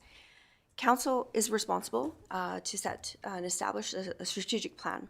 And it's administration's job to, and responsibility to operationalize it. So how do we do that? It's a review of ongoing projects that were previously committed to. It's a really important aspect of that. And it's also important to note that the plan didn't provide a complete reset for council. So there's a lot of good work that's going on that was recognized and very heavily emphasized during the workshop, and a lot of good work that we need to get done in order to move forward. So we heard council very clearly that completion is key.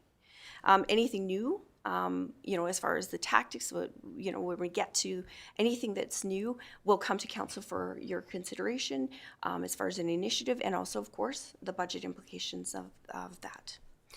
For budget approval in principle as well. So in our reporting, regular reporting of the strategic plan, an overview of those operational tactics will be shared, highlighting the status of the items. I typically go through those on a quarterly basis. Of course, because of our timing with the strategic plan process, we're a little bit off this year, but I intend to bring this back in the fall. We do it kind of at the same time. A quarterly is a really good cycle to bring that forward.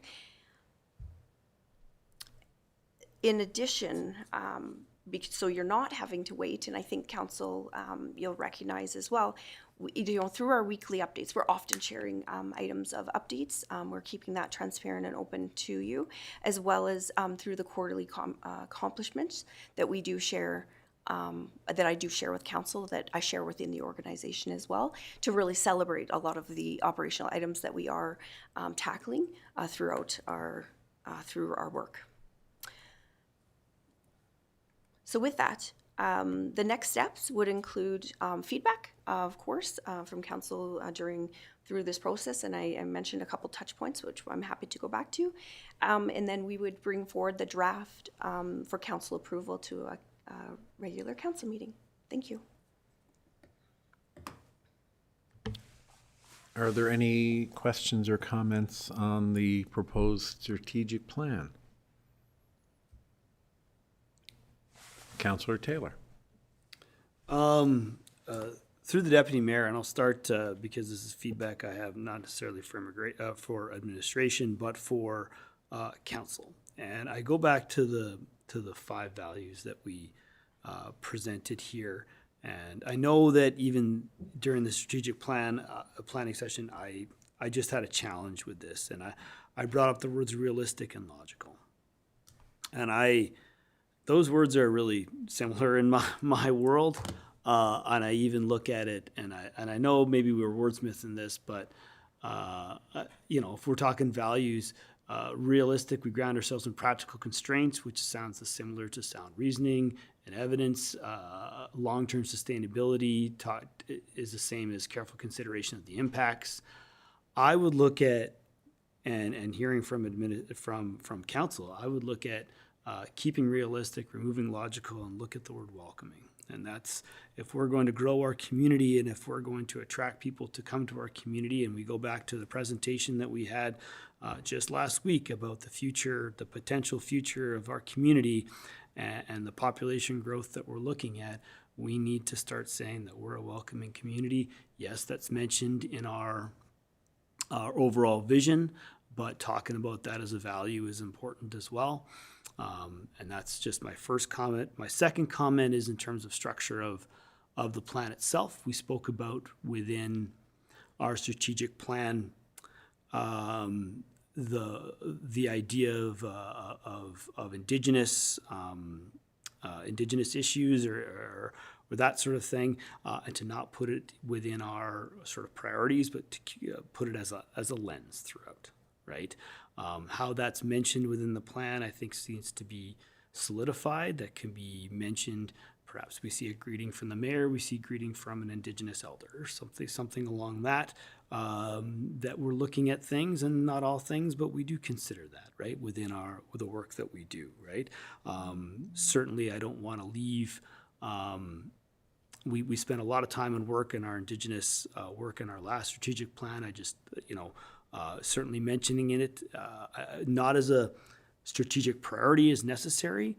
Continue that work, continue that as a lens is important. So those are my first sort of initial comments with regards to the strategic plan, and just hearing from the rest of council just on those two comments. Mayor Zahara. Thank you for that, through to Councillor Taylor's point. I'm not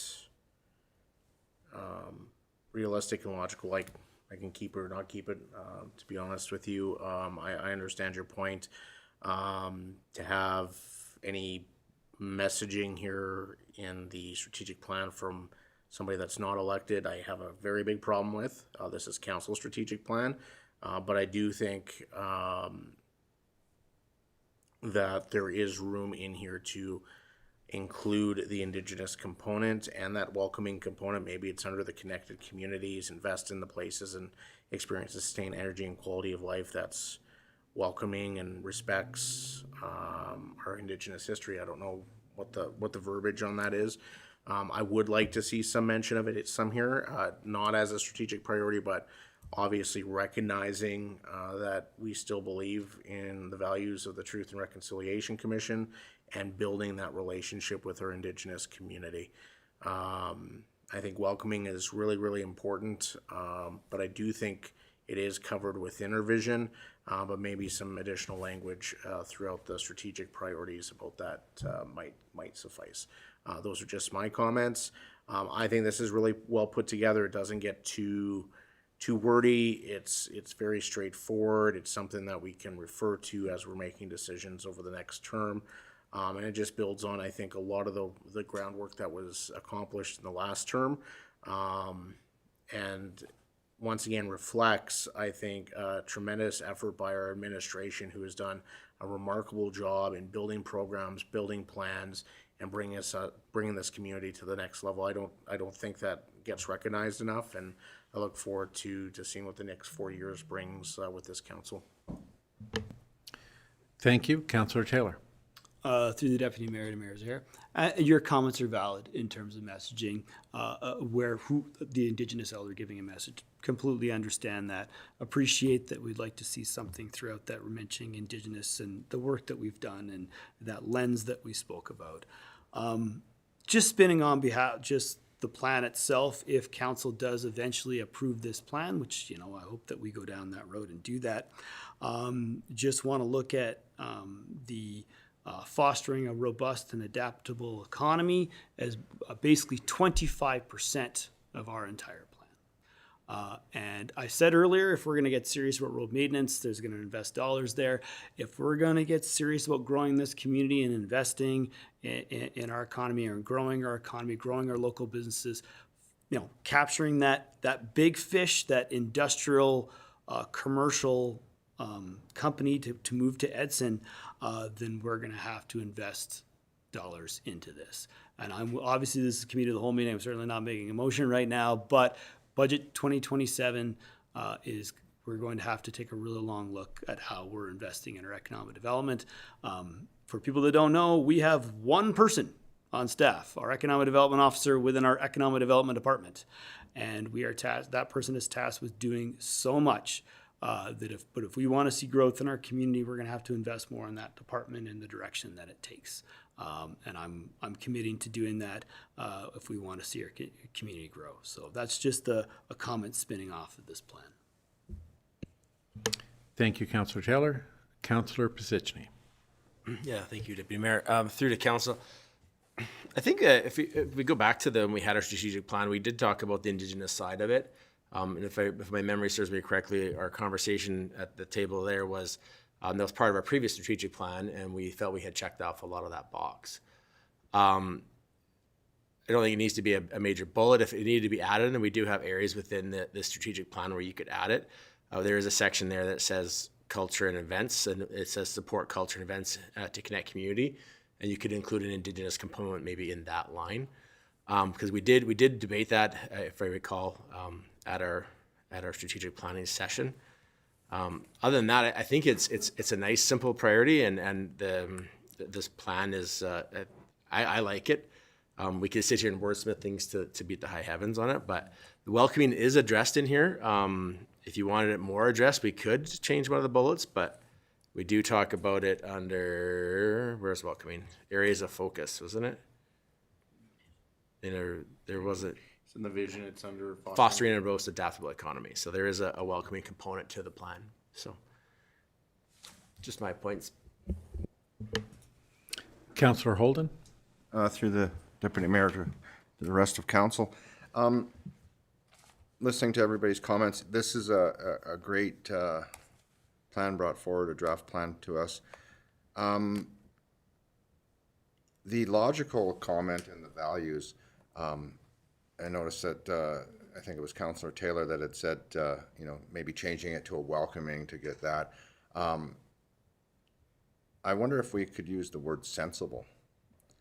It's a pretty common word. All of our decisions based on sound reasoning, evidence, and careful consideration of impacts and alternatives.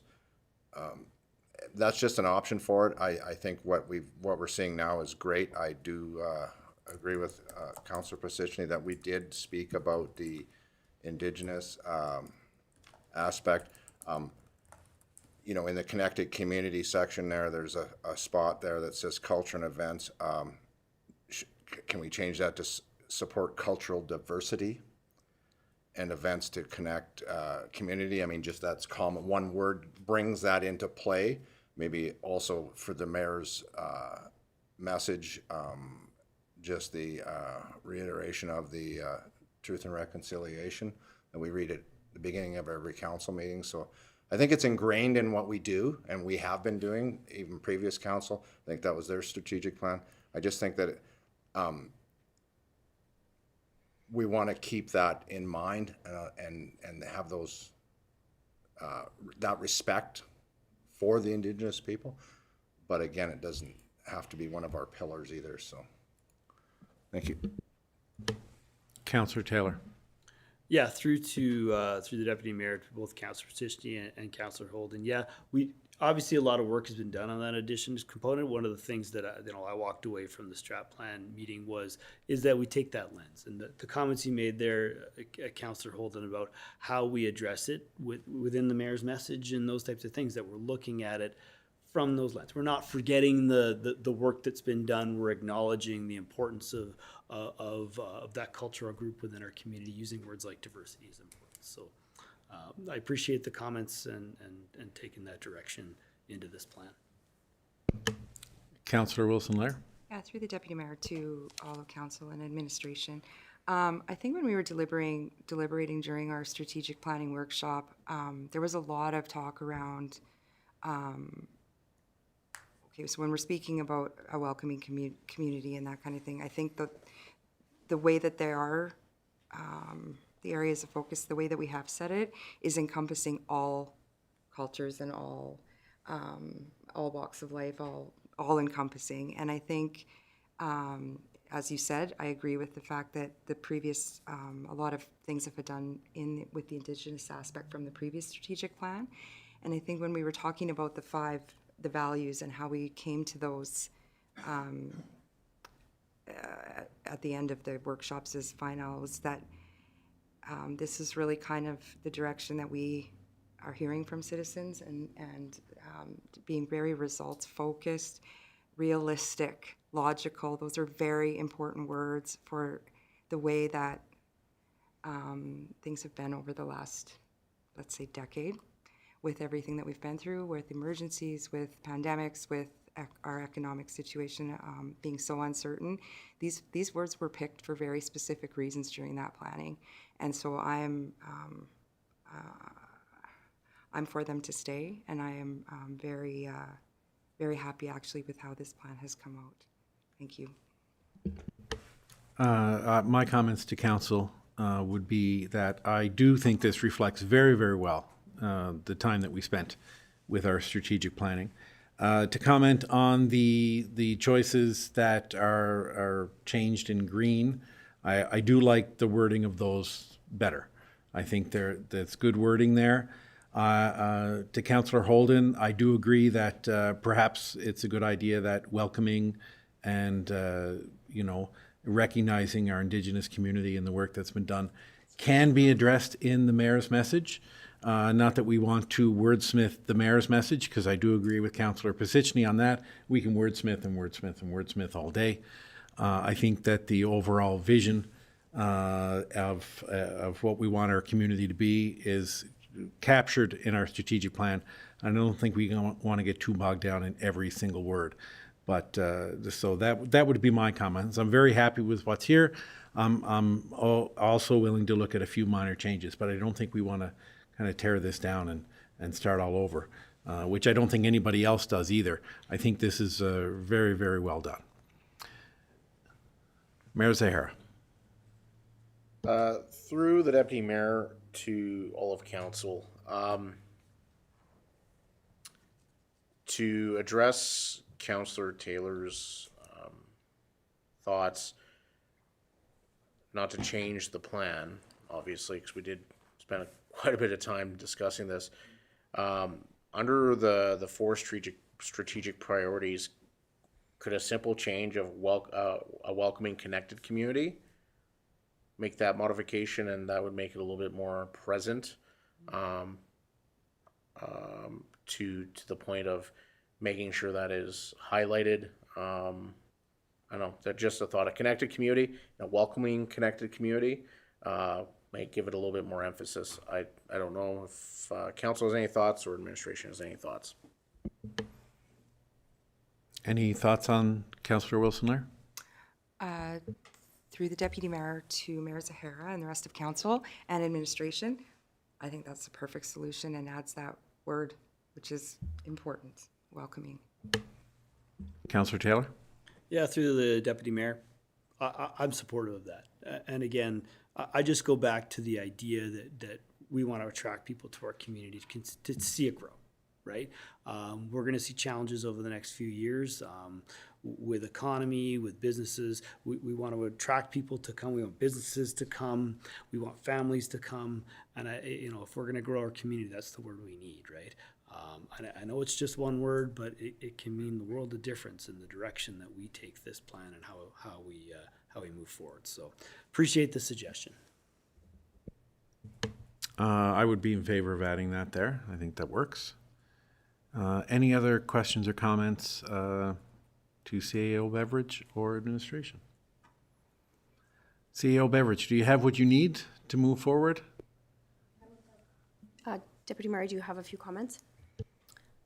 Thank you very much, Council, for your feedback into the plan. It's always interesting when we come out of the sessions of what it's gonna look like, and I think that through this process, it was a different process that what we'd experienced before. And I think we came out with knowing what the plan was a lot more clear than I ever have with any other consultant we've worked with, because we were actually taking the tangible pieces. And that was it also helped us get the plan back a lot sooner. With that, I just wanted to mention, it's not lost as far as we did have discussions, of course, with regards to, there was a few considerations in which we spoke about it at length in council. You would recall that, it was important to the council with regards to the fiscal, environmental, and Indigenous considerations, and that applied lens. And part of that is that it was expressed, and why it wasn't included was that they didn't require a standalone initiative separately within the plan. And so that's why you didn't see them as clearly as maybe you intended to. One of the aspects is that in consideration, as I heard council speaking this evening, potentially when we think about the where we've come as far as enhancing our relationships with the Indigenous community, it's been about relationships. It's been about a mutual understanding and that path. And I'm wondering if potentially council would consider within the effective leadership and governance, community and regional relationships, including Indigenous, would be sufficient to meet your needs. Mayor Zahara. Through to CAO Beverage, so would you be suggesting community, Indigenous, and regional relationships? Absolutely. Yeah, I think that's perfect, and that way it's at least noted. Councillor Taylor? Through the Deputy Mayor to CAO Beverage, I can be very supportive of that as well. We certainly don't want to lose the work we've been done and the relationship we've built and will continue to build over the next little while. Yeah, thank you. Councillor Pisichny? Yeah, through Deputy Mayor, I'm definitely supportive of that. And then I didn't mention earlier, I know Deputy Mayor did, I support the green changes as well. Councillor Wilson Lair. Through the Deputy Mayor to Administration, I support those changes wholeheartedly as well. Thank you. Councillor Holden. Well, through the Deputy Mayor to CA Beveridge and that, I just wanted to add my thoughts to that. And yes, I do support the green changes and the slight adjustment to the adding of the Indigenous wording in there. So I am supportive of that. Thank you. And I am also supportive of that change as well. CEO Beveridge, any other questions for council? Deputy Mayor Fogarty, I have everything I need in order to create the plan in Edson fashion and create a flashy new plan for council to consider. So I look forward to bringing this back for you to approve your plan and us to move on, to, as I mentioned, opera, oh my goodness. I'm opera, I can't. Making this plan happen, we'll just use that, I apologize tonight, is already in play in many aspects, just based on the continued work that we're doing in council. I hope you appreciate that, but I look forward to being able to report on this plan once we're finally have the approval. Thank you. And of course, thank you for all your work there as well. Question that I have before we move on, do you think we're going to need a motion to extend the meeting past 10 o'clock before we move in camera? Mayor Zahara? I move that we extend the meeting past 10 p.m. Any, I believe I asked for any objections to that motion? Are you putting that up on the screen?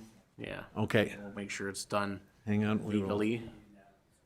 Has to be unanimous, yep. Vote against it, we're done at 10. I know. We could speed this meeting up, couldn't we? I move that council extend the meeting beyond 3 hours as set out in meeting procedures bylaw number 2281. Any discussion on the motion? All those in favor? That motion is carried. There we go. A little bit of extra noise for everybody. Can I get a motion to move into our closed part of our meeting? Councillor Taylor. I move that the meeting move into a closed session pursuant to Section 29 of the Access to Information Act. All those in favor? That is carried unanimously. We'll move into closed session.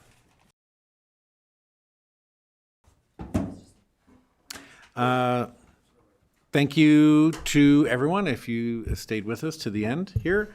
I will declare this meeting adjourned at 10:43 p.m.